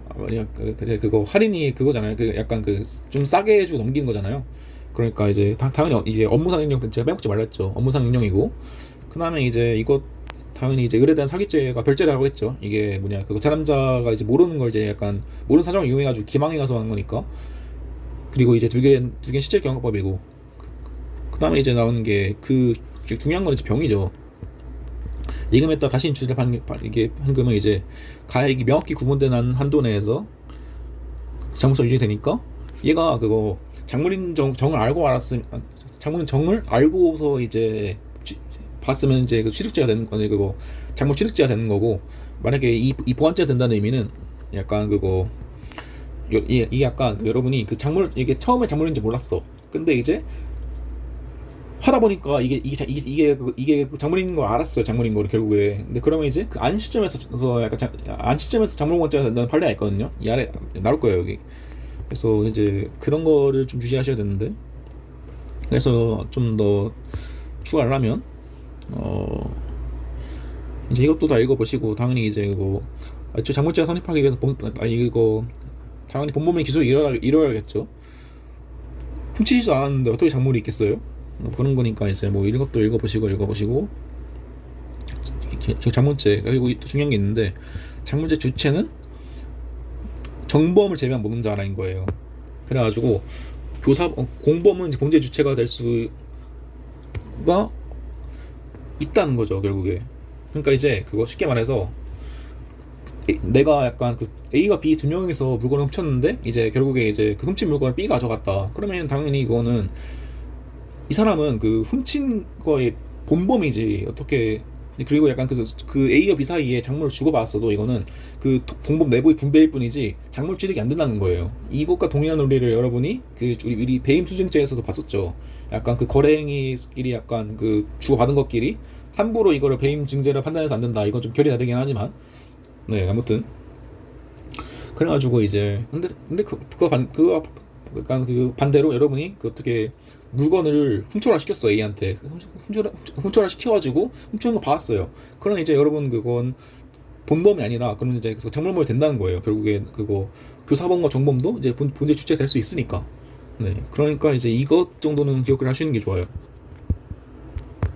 그러니까 이것도 기억하시고 뭐 이런 것도 이제 다 읽어보시고 이것도 여러분 그거 다 본 내용들이죠. 이건 다 읽어보시고 이것도 이제 그 보이스피싱 문제를 제가 싹 정리해 놓은 거예요. 이건 좀 중요합니다. 이걸 제가 왜 굳이 작물보험 파트에 넣었는지 모르겠는데, 그래서 일단 그 취득이란 뭐냐, 작물 일단 점을 이전받아서 사실상 약간 그 처분권을 받는 거고, 이 보관 이거 약간 그 취득과 보관이 중요한데, 여러분 이거 이 판례도 중요합니다. 작물인 정을 모르고 보관하다가 그 후에 작물인 정을 알게 된 경우에는 그 정을 알고도 계속 보관하는 거는 이제 작물죄가 된다는 거죠. 그러니까 결국 보관죄라는 거죠. 그러니까 이것도 기억하셔야 한다.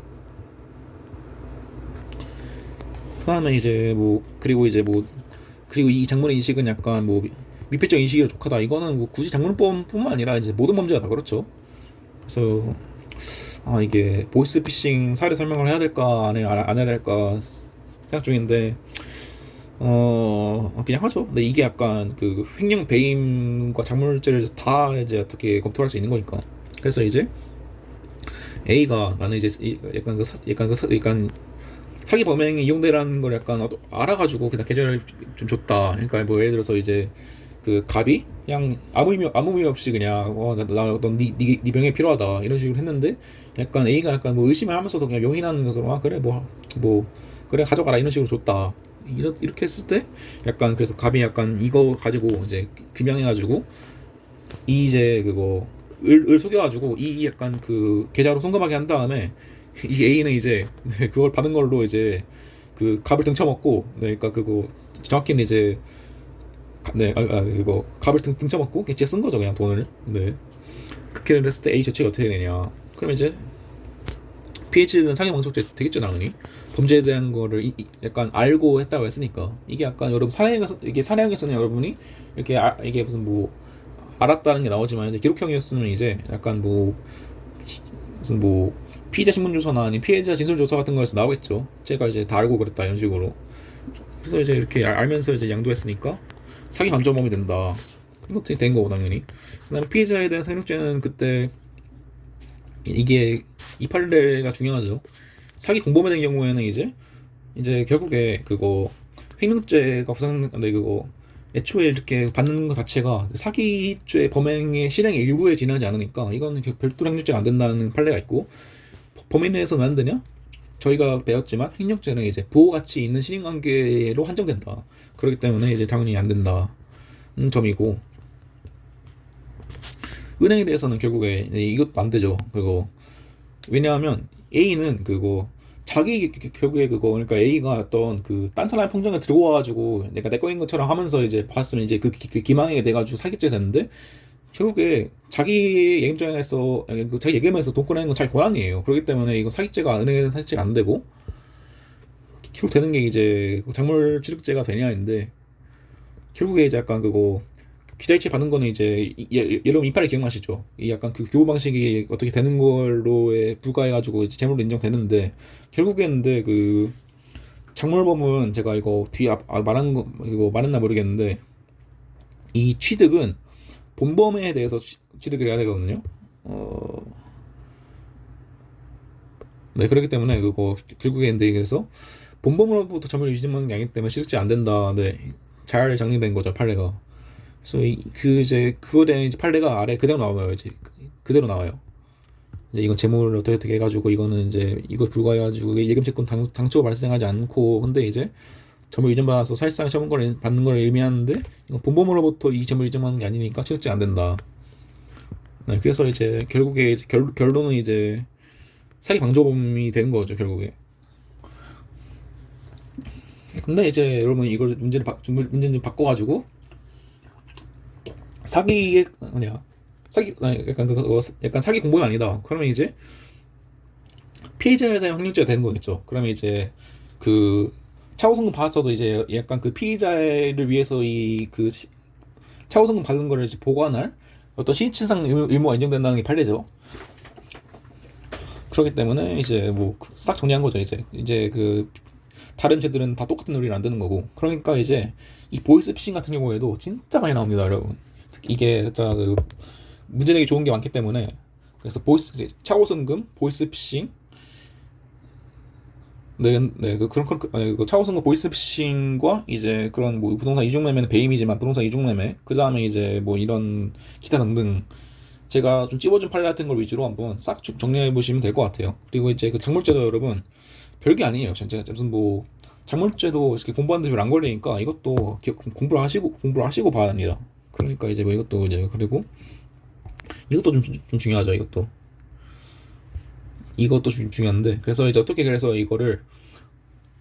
이거를 내가 이제 처음 작물인지 몰랐는데 작물이었어. 나 알면서 그냥 계속 보관했는데 이거를 팔았어. 그러면 이제 그 후에는 이제 횡령에는 이제 그 횡령 부가벌적 사후행위가 나온다는 거죠. 이것도 좀 중요합니다. 네. 이건 실제로인데 이거 이어져 가지고 이 두 개 팔려 이어지는 게 제가 이번 주에 본 기록에 나왔어요 하나. 이게 그냥 보통 장문은 제가 말했다시피 그 공범 같은 거 공범의 조서 증거능력 물어보려고 많이 내지만 그렇다고 그거 하나만 내기엔 좀 모자라잖아요. 그렇기 때문에 이런 거 좀 꼬아내는 거거든요. 그래서 이것도 읽어보시고 그다음에 이제 이것도 중요한데 이것도 뭐 필요 없고 그냥 판례는 이제 그 타인이 갈취한 재물을 타인의 의사에 반해서 절취했다면 이제 그대로 된다는 거죠 이제. 그래서 이것도 읽어보시고 여러분 좀 그나마 주의하셔야 되는 게 이 작물죄는 그 기존의 그 친소성 도래가 그대로 적용되지만 또 추가 조문이 있어요. 약간 그 추가된 조문이 있는데 이거거든요. 그래서 이제 본범과의 신문관계가 있을 때는 이제 그 형을 이제 강경도 면제한다는 규정이 있어요. 네. 그래서 이제 뭐 예를 들어서 이제 좀 개판인 거죠. 약간 예를 들어서 뭐 아빠가 훔쳐온 다음에 이제 그 아들한테 줬다 이런 거예요. 그런 거에서까지 약간 처벌할 필요는 없다 느낀 거겠죠 입법자가. 근데 이건 문제 안 나오긴 합니다. 근데 그냥 애초에 그냥 이거 작물죄라서 아니 그거 작물죄 친소성 도래가 중요한 게 아니라 그냥 친소성 도래면 다 중요해요 그냥. 그래서 그냥 별표해 놓은 거예요. 그다음 나오는 거 이제 뭐 상습작물죄 이런 거 필요 없고. 네. 근데 사실 근데 이거까지 쓰면 근데 사실 오늘 되게 빨리 끝난 거 빨리 되게 나간 것 같기도 하네요. 이건 뭐 얼어 죽을 문자는 아니고. 네, 그래서 이제 손괴이제 여러분 진짜 할 거 없습니다. 손괴죄 이건 그냥 그거 진짜 여러분 실무에서 재물손괴죄를 언제 검토하냐. 여러분이 진짜 경찰이나 검찰이에요. 근데 얘를 진짜 그러니까 되게 이거 잡아놓고 싶은데 어떻게 죄가 안 돼. 그럴 때 쓰는 게 이거 쓰는 게 어때요? 어떻게든 어거지로 잡아보려고 하는 게 이제 재물손괴죄거든요. 글쎄요, 약간 그러니까 이게 왜 그러냐면 이게 재물손괴죄 범위가 너무 넓어요. 뭐 범위가 그냥 어지간한 범죄면 다 됐는데 예를 들어서 여러분 단순히 뭐 칼로 찌르다 생각해봐요. 그럼 당연히 그거 칼로 찌른 거 외에도 옷 통계했잖아요. 옷. 네, 옷이 구멍 나면 이제 그 소유자 의사에 반해가지고 재물 효용을 한 거죠. 네, 그러면 이제 그렇게 됐는데, 네, 그것도 이제 여러분 뭐 그것도 있고 이제 뭐 아무튼 그냥 폭행, 협박 들어간 모든 문제에서 거의 수반되는 문제인데 너무 일반적이라 가지고 잘 안 쓰인다는 의미죠. 네, 그렇기 때문에 이거 별로 이제 여러분 볼 필요는 없습니다. 자, 여러분이 아마 사령이나 기록경 포함해가지고 재물손괴죄를 메인 쟁점으로 쓸 경우는 없을 거예요 앞으로. 좀 그나마 기억하면 이거 네, 이인이나 공동손괴랑 이제 좀 객관식에서 한두 문제. 그래서 이거는 제가 굳이 안 할게요. 그냥 읽어보세요 그냥. 애초에 내용도 별로 없거든요. 네, 딱 지금 한 페이지도 없네요. 그나마 좀 기억할 게 이거는 아마 계획에 나올 거예요. 나왔을 거예요 이거는. 그러니까 이제 레커 칠을 하거나 아니면 이제 우리 그 장애인분들 지하철에서 시위할 때처럼 뭐 스티커 붙이는 거 그거는 이제 그 재물손괴죄에 해당하고 실제로 제가 그 기사 본 적이 있는데 그 아쿠아리움 그 유리벽에 어떤 그 동물 보호 단체가 막 무슨 뭐 막 항의하는 의미로 막 스티커 붙였다가 막 어떻게 막 그거 재물손괴죄로 의율된다. 뭐냐 그걸로 이제 고소당하고 그 다음에 이제 막 그 아쿠아리움 유리가 엄청 비싸대요. 막 무슨 뭐 10억치 간다는데 그래서 막 그거 가지고 인생이 망했다는 그런 기사도 본 적 있긴 한데 아무튼 이제 레커칠이나 뭐 스티커 같은 거는 이제 재물손괴에 해당할 수 있는데 이제 그거 계란 던진 거 가지고 재물손괴가 안 된다. 뭐 이런 재밌는 판례들 네, 뭐 읽어보세요. 그냥 뭐 또 이제 제가 굳이 넣으면 이제 뭐 이런 거 이런 워딩 같은 걸 알고 있으면 사실 충분해요. 네, 그냥 네, 이거 그래서 이제 뭐 그런 거 이제 뭐 굳이 넘어가고 권리행사 발행죄도 여러분 안 나옵니다. 네, 그러니까 이건데 그거 기록형에 짜잘하게 나오긴 해요. 네, 그러니까 진짜 무슨 기록형 이게 왜냐하면 그 변시 기록형에서도 안 나오고 이게 그 검찰 실무나 이제 그 재판 실무 기록 같은 경우에는 아니 그 재판 실무도 안 나오고 이게 검찰 실무 기록은 이게 왜냐하면 검찰 실무 형식이 약간 피고인 한 4명 나온 다음에 막 죄가 쭈루루 있어요. 죄가 쭈루루로 막 죄가 무슨 뭐 범죄 사실 가항, 나항, 다항, 라항부터 이제 자항, 하항, 뭐 타항, 가항, 파항, 하항, 뭐 거항 이런 식으로 한 20개, 30개 있는데 그렇게 무슨 뭐 많이 되다 보니까 이렇게 짜잘한 문제가 들어가는 거예요. 그래서 뭐 예를 들어서 뭐 신용훼손죄 같은 거나 아니면 되게 범인 도피죄 아니면 이런 뭐 권리행사 방해죄 이렇게 짜잘한 게 한두 개씩 들어가는 과정에서 있는 건데, 그래가지고 뭐 이거 정도는 내 나올 수 있긴 한데, 이거 중요한 게 이제 우리 뭐냐 친속상 노래가 328조인가 그런데 이제 이게 권리행사 방해죄 붙어 있죠. 네, 뭐 그런 것도 있고, 그래서 이건데 이 부분을 제가 그거 좀 한 가지로 좀 정리해 보자면, 이거는 그 자기의 물건인데 타인 점유인 것이 보통 대상이거든요. 타인 점유.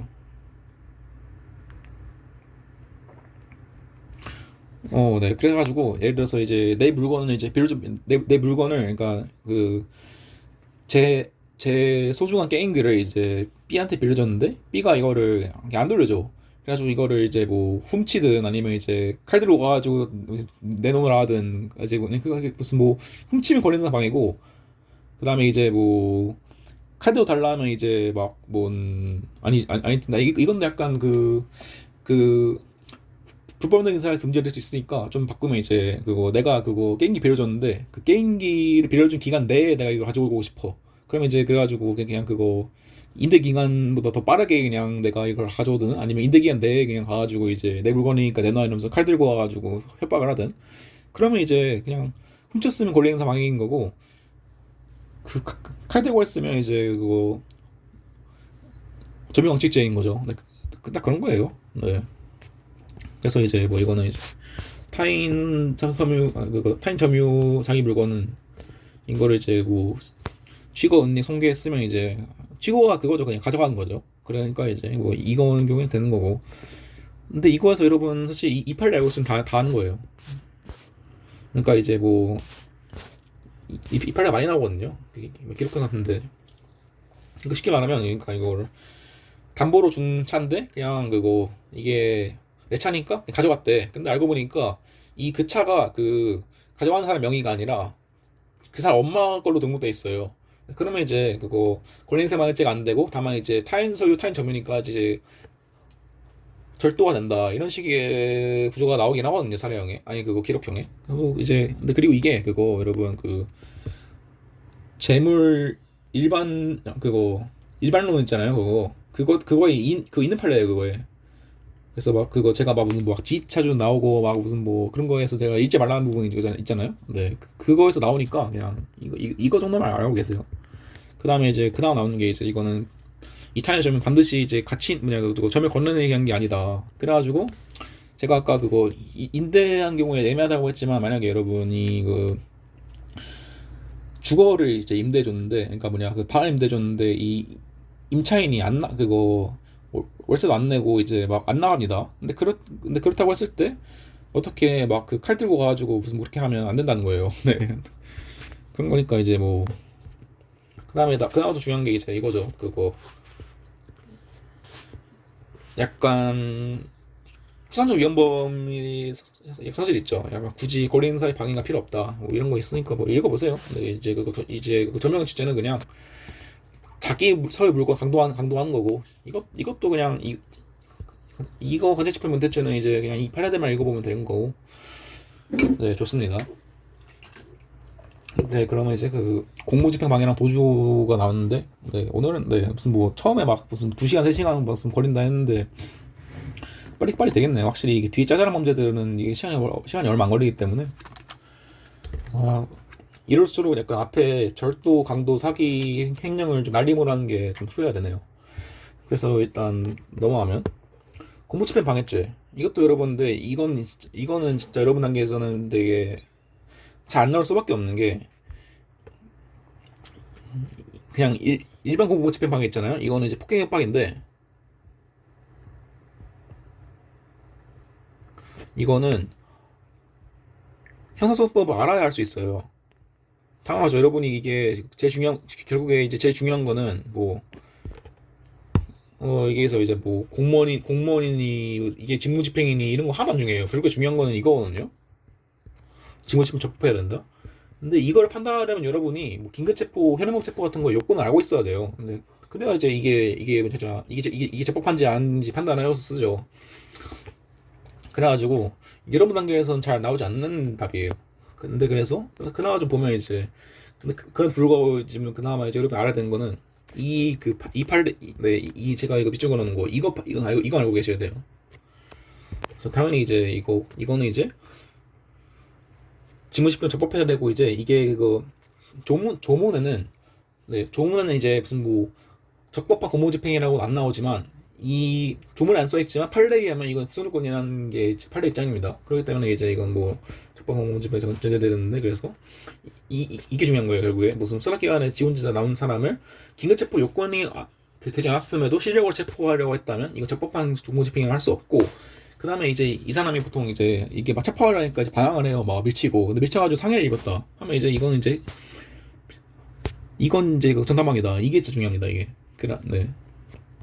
그래서 이게 맨날 나오는 거거든요. 이게 그리고 약간 그 통합 사례에서 그러니까 이제 이 체포는 왜 부적법한지 근데 이게 뭐야 이게 부적법하니까 애초에 그 공무집행 방해죄는 애초 구속권이 안 돼가지고 안 되고 그 다음에 이제 그 같이 한 상해죄는 이제 준항방해에 해당한다. 네, 이 구조가 진짜 맨날 나옵니다. 그러니까 이거는 기억을 하세요. 그래서 네, 뭐 그러니까 이게 좀 간단히 말하면 이게 그 긴급체포는 이제 제가 이제 조문을 받았는데 뭐 장기 3년 이상 징역 혐의랑 이거랑 이제 뭐 체포 긴급성이랑 필요성 같은 게 필요하거든요. 뭐 필요성 같은 거 무슨 뭐 증거인멸 도주 우려 이건 급한 긴급성 막으면 얘가 뭐 튀고 있다 그런 거랑 이제 플러스 여러분 그 체포할 때는 이제 그 체포 이유 및 피의 사실을 고지해야 되거든요. 그러니까 너가 왜 체포되고 어떤 혐의로 체포되고 너 변호사를 선임할 수 있고 이런 걸 다 말해줘야 되는 소위 미란다 원칙 있잖아요. 이거 관련으로 이제 뭐 안 지키고 했으면 이제 적법은 아니니까 그러면 이제 애초에 그 공무집행 방해에서의 공무는 적법한 공무니까 공무집행 방해죄는 안 되고 그리고 상해죄는 이제 그거 불법한 체포에 대해서 이제 그거 정하는 거였으니까 그래서 안 되고 여기 나오는 거죠. 그래서 이것만 알고 계시면 돼요. 여러분 단계에서는. 그리고 어차피 여러분 단계에서 못 내요 결국에. 네, 그렇기 때문에 그래서 차라리 그리고 이제 그나마 좀 그 계획에서 나오는 거라 치면 이제 여기서 공무집행 방해에서의 그 폭행이란 광해 폭행이에요. 그래서 이제 사람의 신체에 대할 필요가 사람의 신체에 대한 것이 필요가 없고 그냥 공무원에 대한 그거 간접적인 유용행위에서도 포함돼요. 그리고 이게 되게 유명한 판례인데 그냥 그거 가가지고 이제 인분을 뿌리는 행위가 있죠. 그것도 공무집행 방해다라는 판례가 있어요. 그 다음에 이제 그나마 또 이건 좀 그나마 낼 수 있는 게 여기에서 여러분이 보시면 알겠지만 여기 위계 있죠. 그 다음에 이제 폭행과 협박이 있어요. 근데 어딜 봐도 위력이 없잖아요. 이것도 제가 그때 공부했었죠. 우리는 이제 위력행위 공무집행 방해를 처벌하지 않는 것이 그 법의 체계 연역상 이게 입법의 취지다. 그렇기 때문에 위력행위 공무집행 방해는 이게 죄가 없으니까 안 되고 근데 이걸 어떻게 돌려가지고 위력행위 업무방해죄로 가고 싶은데 이 업무방해죄 업무에는 공무가 포함되지 않는다는 게 판례죠. 그 상기한 이유로 그래가지고 이제 그냥 그래가지고 이 방해의 전 불가벌이다 이런 식으로는 이제 나올 수 있겠죠. 그다음에 나오는 거 이제 뭐 이건 이제 그 집행을 방해한다 의사가 필요 없다. 근데 뭐 이거는 뭐냐 이건 그 조문의 목적이 없으니까. 그러니까 이제 그리고 이제 나오는 건 이거 공무에 그 뭐냐 폭행 협박이 있으면 바로 기소가 되고 이제 굳이 막 그 방해가 되면 안 된다. 근데 여러분 이거는 이제 위계 공무집행이랑 비교하셔야 돼요.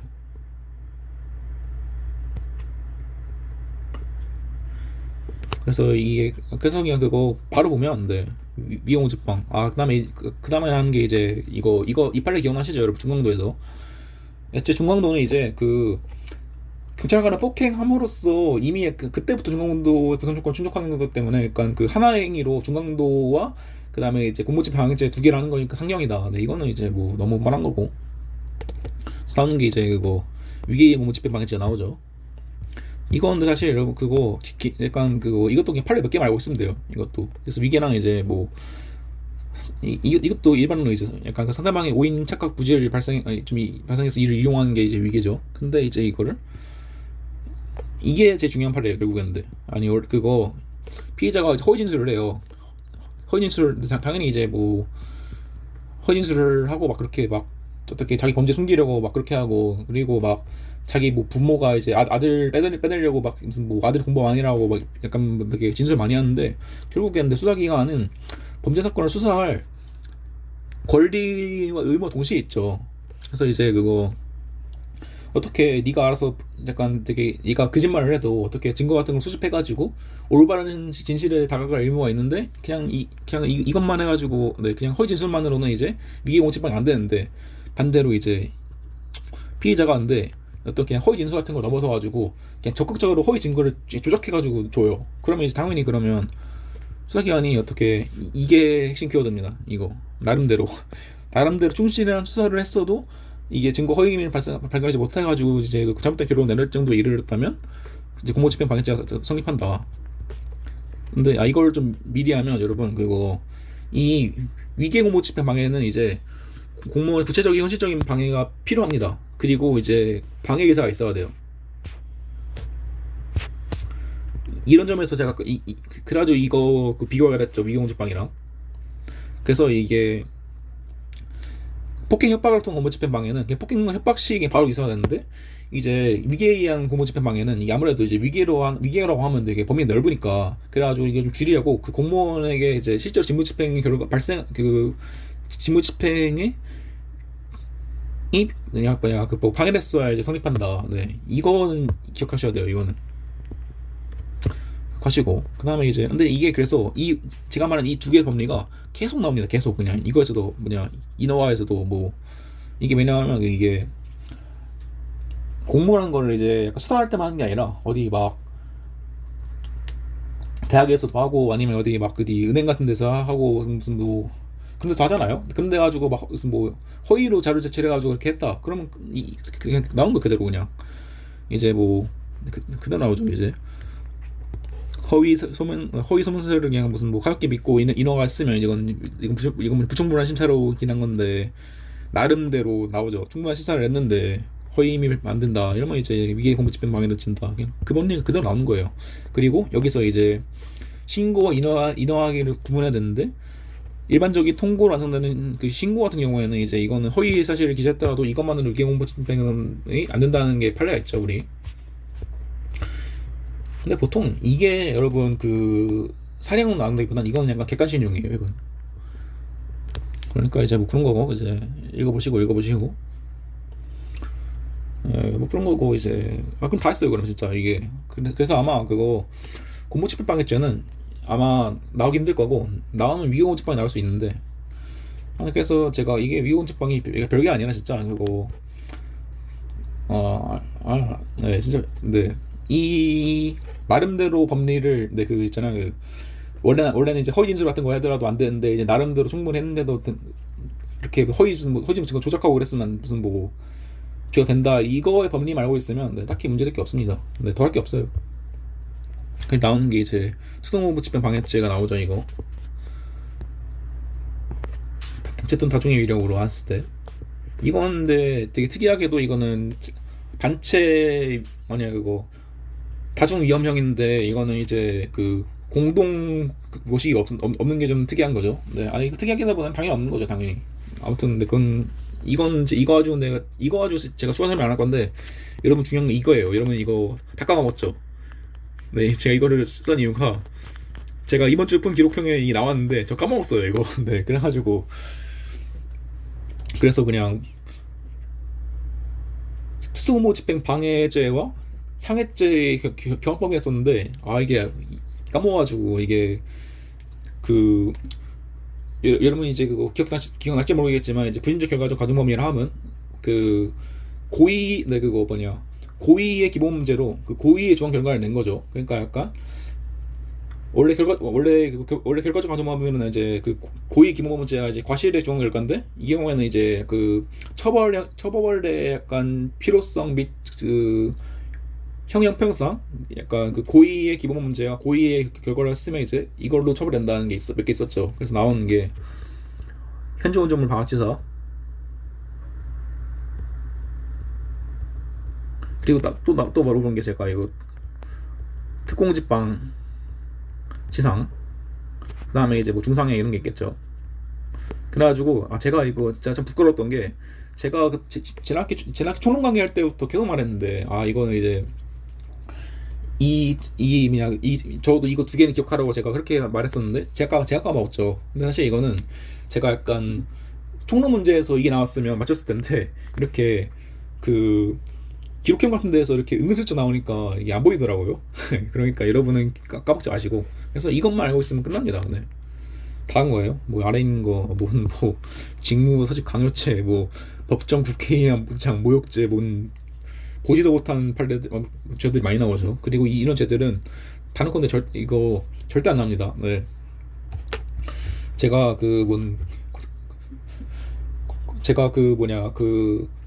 경찰 실무에서 막 별의별 죄 다 나온다고 했지만, 이런 문제는 그럼에도 불구하고 절대 안 나와요, 이런 건.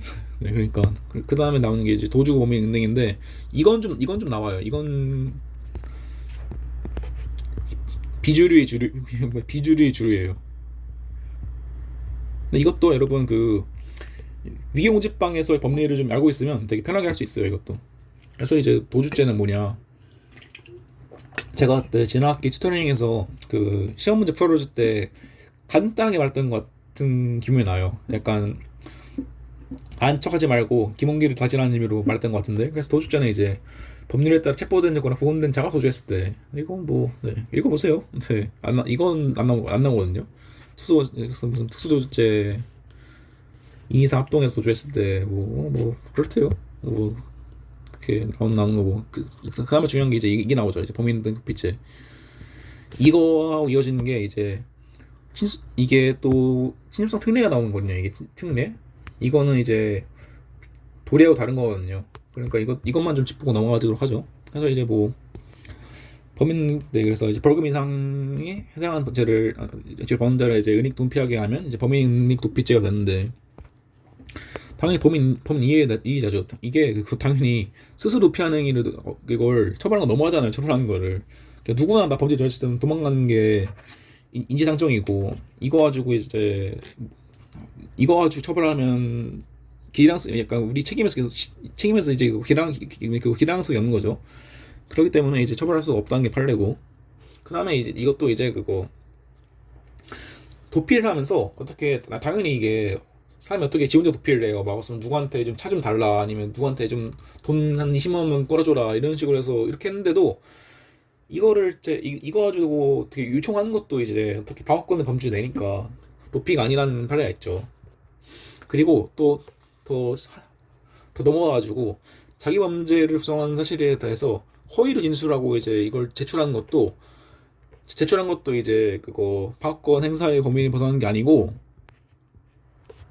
심지어 이게 다른 공범 도피한 결과 되더라도 이거는 이제 처벌할 수 없다는, 이제 되게 범인 도피죄의 범위를 되게 줄이고 있죠. 그런 거예요. 그래서 이것도 이제 이거는 이제 판례가 무슨 이것도 있는데, 이거는 적극적으로 도피하는 게 있죠. 이건 약간 아까 말한 그냥 단순히 허위 진술이 아니라 무슨 증거 조작해가지고 그랬을 경우에는 이제 미공 집행 된다, 이런 것도 동일한 의미예요, 이거랑. 그래서 적극적으로 도피할 때는 이제 될 수도 있는데, 약간 당연히 이제 약간 그런 내 사실관계를 이제 부인하며 이제 공범에 대해서도 어떻게 도움을 줄 수 있으니까. 근데 그런 경우에도 약간 그 사람의 방어권 범주 내에 있다는 거죠. 그래서 이제 이것도 그런 게 있는데, 이건 읽어보시고. 근데 또 나온 장점이 이거예요. 네, 자기 은닉 도피. 그래서 이게, 그러니까 쉽게 말하면 이제 그냥 제가 아까 말한 어떻게 도움 요청하는 거랑 똑같은 건데, 그러니까 이제 보통 이제 막 스스로 도망가는 경우 문제 안 돼요. 근데 이제 누구한테 약간 나를 좀 도피하게 좀 도와달라, 아니면 어디 은신처 마련해달라, 은신처 필요하고, 약간 생활비와 약간 대포폰 같은 거 있잖아요. 그런 게 필요하다, 이런 거에서 주면 이제 당연히 사람은 범인 도피의 교사죠, 어떻게 보면. 그리고 이제 도와준 사람이 이제 만약, 그러니까 쉽게 말하면 이걸 좀 이제 정리할 필요 있겠다. 이게 뭐냐, A가 있어요.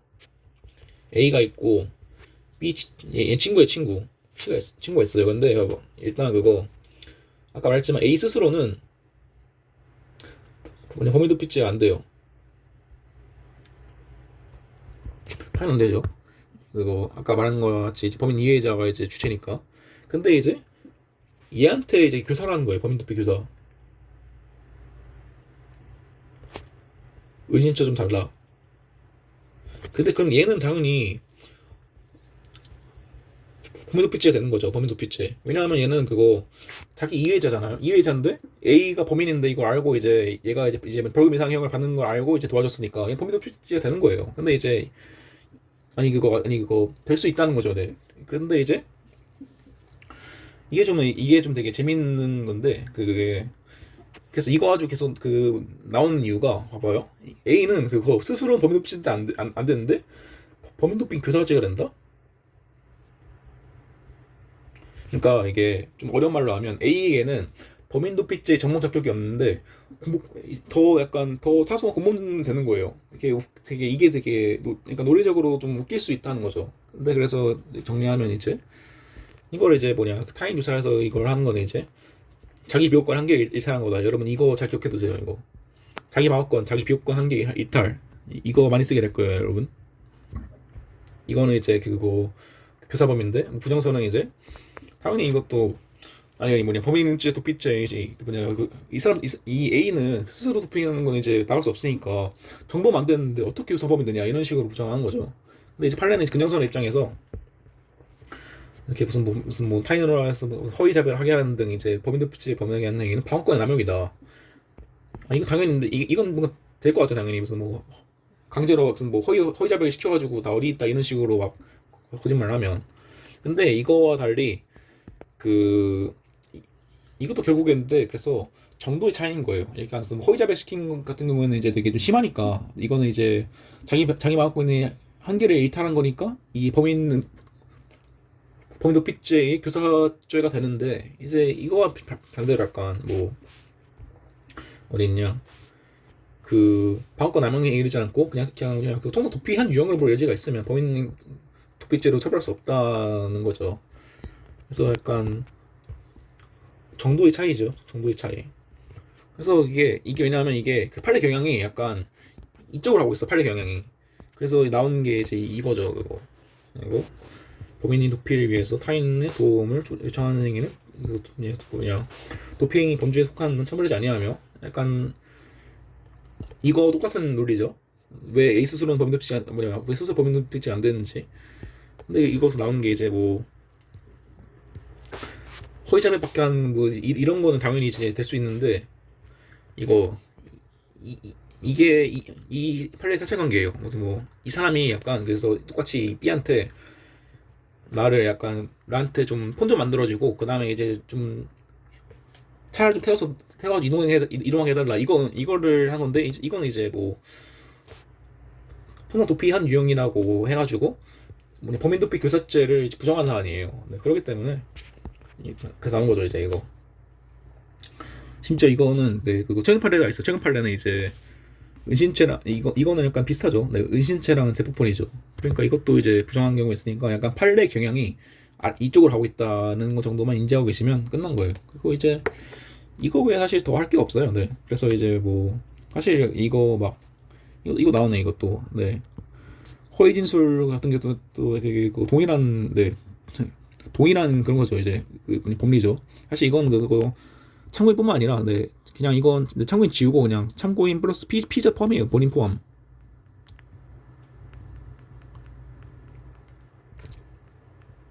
그래가지고 당연히 이것도 여러분 어디서 많이 봤죠? 어디서 증거 어떻게 그거 잘 증거를 수집할 권리와 의무가 있는데 이 사실 묵비하거나 허위를 진술하고 했다 하더라도 이게 적극적으로 수사를 기만해 사고로 빠지는 게 아닌 이상 안 된다는 게 이제 그대로 나오죠, 여러분. 그렇기 때문에 뭐 보시고 이것도 이제 보시고 뭐 이제 그 범인 도피죄도 이게 다 동일한 의미인 거예요. 이게 약간 그러니까 너무 심한 거 아니면 처벌 안 한다는 거예요. 그러니까 이것도 약간 이거는 이제 위헌범이긴 한데 결국에 약간 핸드폰 만들어주거나 뭐 그런 거 정도는 이제 약간 처벌 안 된다 이런 식으로 약간 이해를 하시면 될 것 같아요. 네, 그래서 이거는 뭐 그런 이것도 제가 판례 좀 정리해 놓은 게 있고 부작위 높이도 있고 뭐 죄수도 있고 근데 이제 이게 그나마 좀 중요한 발표인데 근데 이거 사실 지금 안 중요하니까 넘어갈게요. 이거는 그 여러분 그 다음 학기에 아니 그거 다음 학기에 배우시고 그나마 중요한 게 이거죠. 이제 신죽동 동거 간에 본인이 그러니까 이거를 당연히 근데 여러분 이게 어떤 이 범인이 그냥 남이 아니라 뭐 가족이었어요. 뭐 예를 들어서 아버지가 이제 범인이어가지고 어떻게 숨겨달라 하는데 뭐 그걸 이제 막 제가 막 수사기관에 막 꼰질러야 되고 막 아니 무슨 뭐 수사기관 이거 알리지 않으면 막 처벌받고 그러면 약간 일들을 반하잖아요. 네, 그래가지고 그런 사회 약간 가정의 평화와 약간 도덕을 위해서 이런 게 존재하는데 신족동 동거의 가족이 본인을 위해서 이제 죄를 범한 때에는 처벌하지 않는다는 규정이 있어요. 그래서 이제 친족이라고 하면 이제 더 넓죠. 아니, 이게 그 8조까지 꽤 넓죠. 네, 그래서 어찌 보면 당연히 있어야 되는데 이거랑 이제 우리가 그 재산죄에서 있는 그 재산죄에 있는 그 뭐냐 친유성 도래를 잘 구분하셔야 되는데 이제 친유성 도래는 이제 인적 처벌 조건에 대한 문제이고 근데 이것도 사실 이제 바꿔야 되는 게 왜냐하면 이게 1항이 없잖아요. 이제 2항만 남아 있고 2항은 이제 선내적 친고죄고 그래가지고 더 의미 없긴 한데 아무튼 이제 그거 중요한 거는 이제 이진숙성 틀레의 약간 그 성질에 대해서 되게 그 논의가 있는데 다우설은 그 책임이 없다는 쪽으로 가요. 약간 앞에서 약간 그 자기 도피와 같이 약간 기대감성이 없다는 쪽으로 그래가지고 지금은 사라진 그 진속성 도래 1항의 경우에는 이제 약간 범죄는 성립하지만 처벌을 못한다는 쪽이었는데 이거는 이제 이게 범죄 구성 조건이 뭐예요? 아니 구성 조건이네. 아니 범죄의 그 요소가 뭐예요? 구성 요건, 위법성, 책임이죠. 근데 책임이 없으니까 안 된다는 거예요. 그러니까 뭐 이것만 알고 계시면 되는 거예요. 되는 거고 이제 여러분 이것도 좀 중요하죠. 네, 사실혼 관계에 있는 자는 이제 아니다. 이거는 이제 이건 친수성 도래도 똑같죠.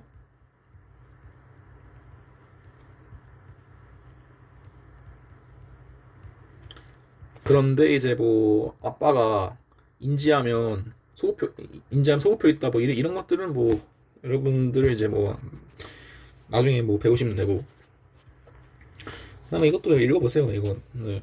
이것도 진짜 이젠 중요하지 않은 게 처벌 안 되는 게 없었어요 이제. 네, 그러니까 이제 1항이 날라가기 때문에 이건 뭐 재밌게 읽어만 보시고 위증과 증거 위증에선 좀 할 게 있다. 이게 사실 증거인멸은 사실상 이제 범인 도피랑 똑같은데 위증에선 좀 네 하나만 할게요. 네 아니 좀 조금만 할게요. 그래서 이것도 사실 주체는 이제 법률이어 가지고 선서를 한 사람만 증인되고 그래서 약간 이게 무슨 뭐 선서 이게 약간 선서도 약간 이게 선서 불능죄가 있는데 뭐 그런 것들은 이제 뭐 읽어보셔야 되는 거고 이거 나오네요 여기. 그다음에 이제 이 판례 정도만 알고 있으면 돼요. 네. 이게 나 중요하네. 네. 증신문의 증거문을 설명하지 않았어도 증인이 선서 증언하는 이상 뭐 증언의 효력에 관해서는 영향이 없다. 뭐 이런 것도 있고. 그다음에 증거부장도 이제 고진했음에도 불구하고 위피고인이 자기범죄 사실에 대해서 이제 증거권을 행사하지 않은 채로 허위 진술했으면 유증죄가 된다. 이거 판례도 있죠. 그다음에 뭐 근데 사실 그거 여러분 이 부분 좀 보세요. 이 부분은 그래서 무슨 거 하는데 무슨 장애가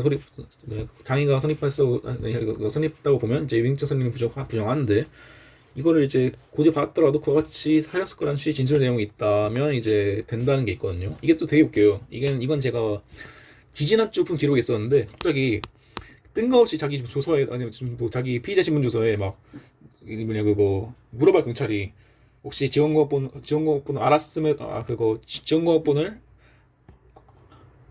알았다. 그러니까 이게 그 사안이 약간 증거번을 그거 고지 안 한 상태로 이걸 한 건데 그 물어봐 경찰이 혹시 증거번 알았으면 이제 증거번을 안 했을 아니 그거 했을 거냐. 근데 갑자기 되게 이팔려 어디 그대로 말하는 거예요. 그 사람 그 여자가 아 저는 증거번호 고지받지 못했어야 뭐냐 뭐냐 증거번호 이제 고지받지 못했더라 하더라도 증언을 거부하지 않았을 겁니다. 이런 식으로 말하는 거예요.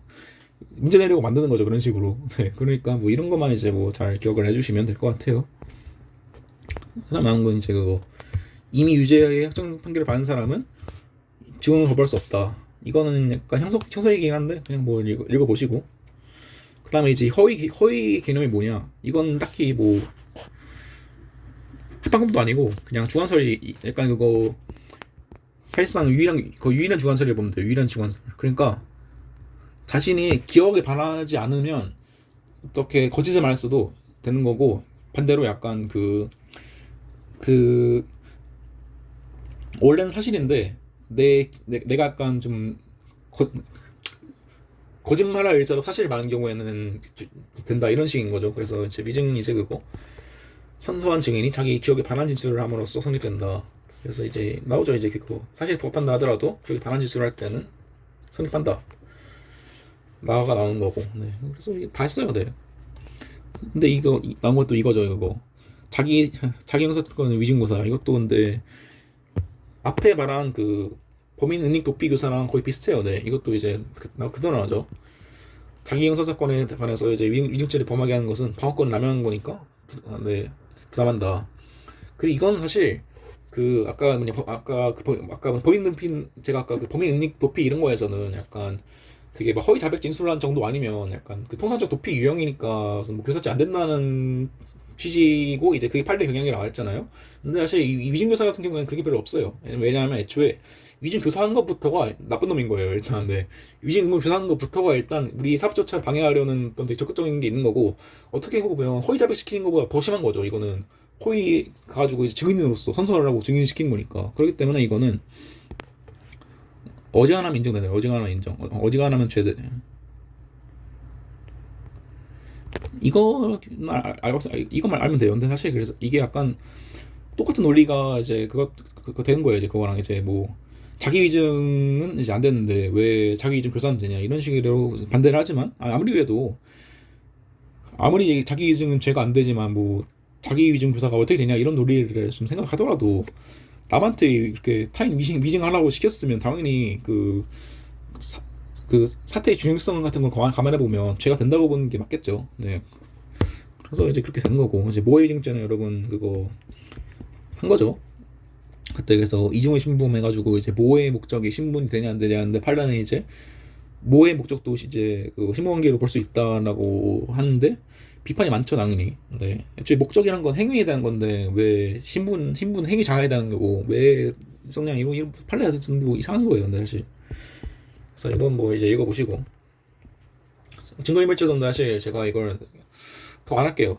왜냐하면 그냥 그대로 나온 거예요. 그대로 이거 뭐 허위 진술하는 거 이제 이게 당연하죠. 이제 진술은 증거 아니니까 정확히는 물증이 아니니까. 그러니까 이제 뭐 그런 거 이제 그다음에 이제 이것도 그대로죠. 이것도 자기형사의 사건의 증거를 인멸하기 위해서 타인 교사에서 부정을 법방할 때는 증거인멸죄 죄책이 진다. 이것도 똑같이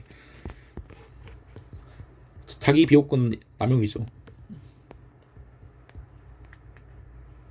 근데 이것도 약간 그 범인, 네, 약간 그 위증교사랑 비슷한 거예요. 아니, 약간 증거 인멸하는 거는 좀 그러니까 죄질이 되게 나쁘잖아요. 예를 들어서 이제 우리 또 최근에 이제 우리 그 김호영 씨가 이제 그 매니저 시켜가지고 자기 차에 있던 블랙박스 같은 메모리 같은 거 다 빼가지고 버리게 시킨 것처럼. 네.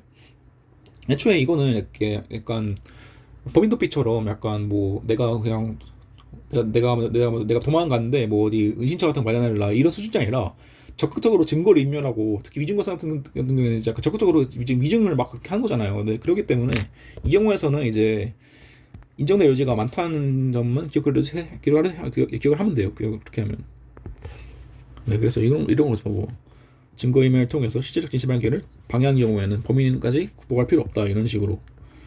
그래서 이것만 하면 되는 거고 나오는 게 이제 무고죠. 이제 무고죄가 우리 헌법의 원래 마지막인 죄예요. 그래서 보통 이제 이 무고죄가 하면 끝나는데 제가 좀 그 경중을 좀 나누기 위해 가지고 앞에 빼놨죠. 그래가지고 이제 다음 주가 이제 그 아마 방해실화죄랑 그 직무에 관한 죄에 있는 이제 무슨 뭐 직권남용죄, 뭐 직무유기죄 아니면 이제 뇌물죄랑 이제 문서죄를 하게 되겠죠. 네, 근데 이제 그런 죄에 비해서 약간 오늘 약간 짜잘한 문제들 다 모아놨기 때문에 그래서 이제 무고죄는 뭐냐, 이것도 그냥 중요한 것만 내서 할게요. 중요한 것만 이제 이거랑 이제 추상적 위헌법이라는 거. 쉽게 말하면 무고죄는 이제 무고하려고 어떻게 그 허위 고발장 같은 거를 이제 접수했으면 접수한 승은 기수인 거지, 이거 가지고 뭐 실제로 뭐 처벌 이 위험이 있었냐는, 네, 처벌됐냐 이런 건 안 따고 안 따지고 처벌 위험성만 있었으면 무고죄가 되는 거예요. 네, 뭐 그런 거랑 이제 이제 당연히 그 대상은 공무원이고 이런 건 안 중요하고, 당연히 이제 제가 아까 말했잖아요. 그 아까 말한 게 그 위증죄가 약간 우리 거의 유일한 주관적 그 진실이라고. 당연히 그 외에 약간 뭐 명예훼손 이런 거에서는 당연히 허위는 이제 객관적 사실에 반하는 거죠. 이것도 당연히 그건 그런 거고, 이제 그다음에 이제 이것도 이제 처벌 위험성, 이것도 당연한 거고, 자발성 뭐 이런 거 뭐 필요 없고. 그래서 이제 설령 이제 뭐 어디 보자.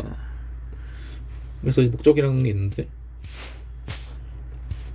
자기모호가 또 나온 거죠. 네, 약간 그 뒤에서 묶인 죄들이 약간 비슷한 점이 다 보이죠.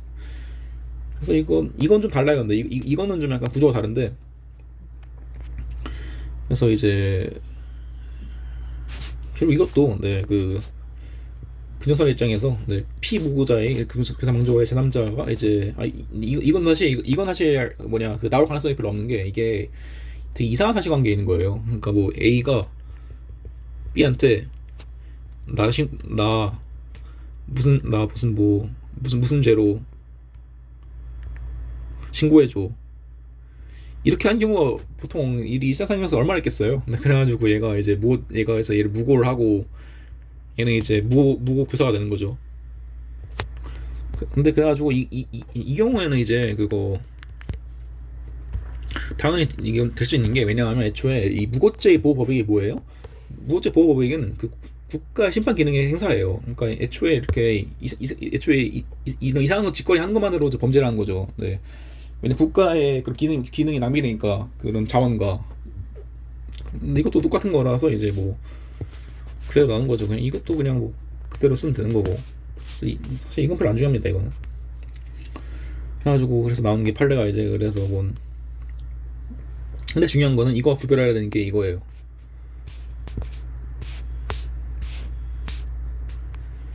이건 약간 교사와는 달리 공동정범으로 했으면 안 된다. 왜냐하면 공동정범은 이제 정범이잖아, 정범.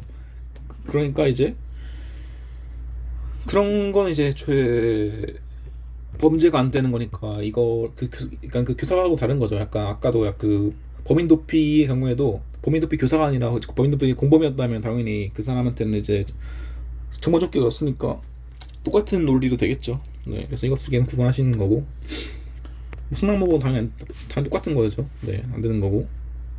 그 다음에 이제 기두시기가 이거죠. 네, 그때 말했다시피.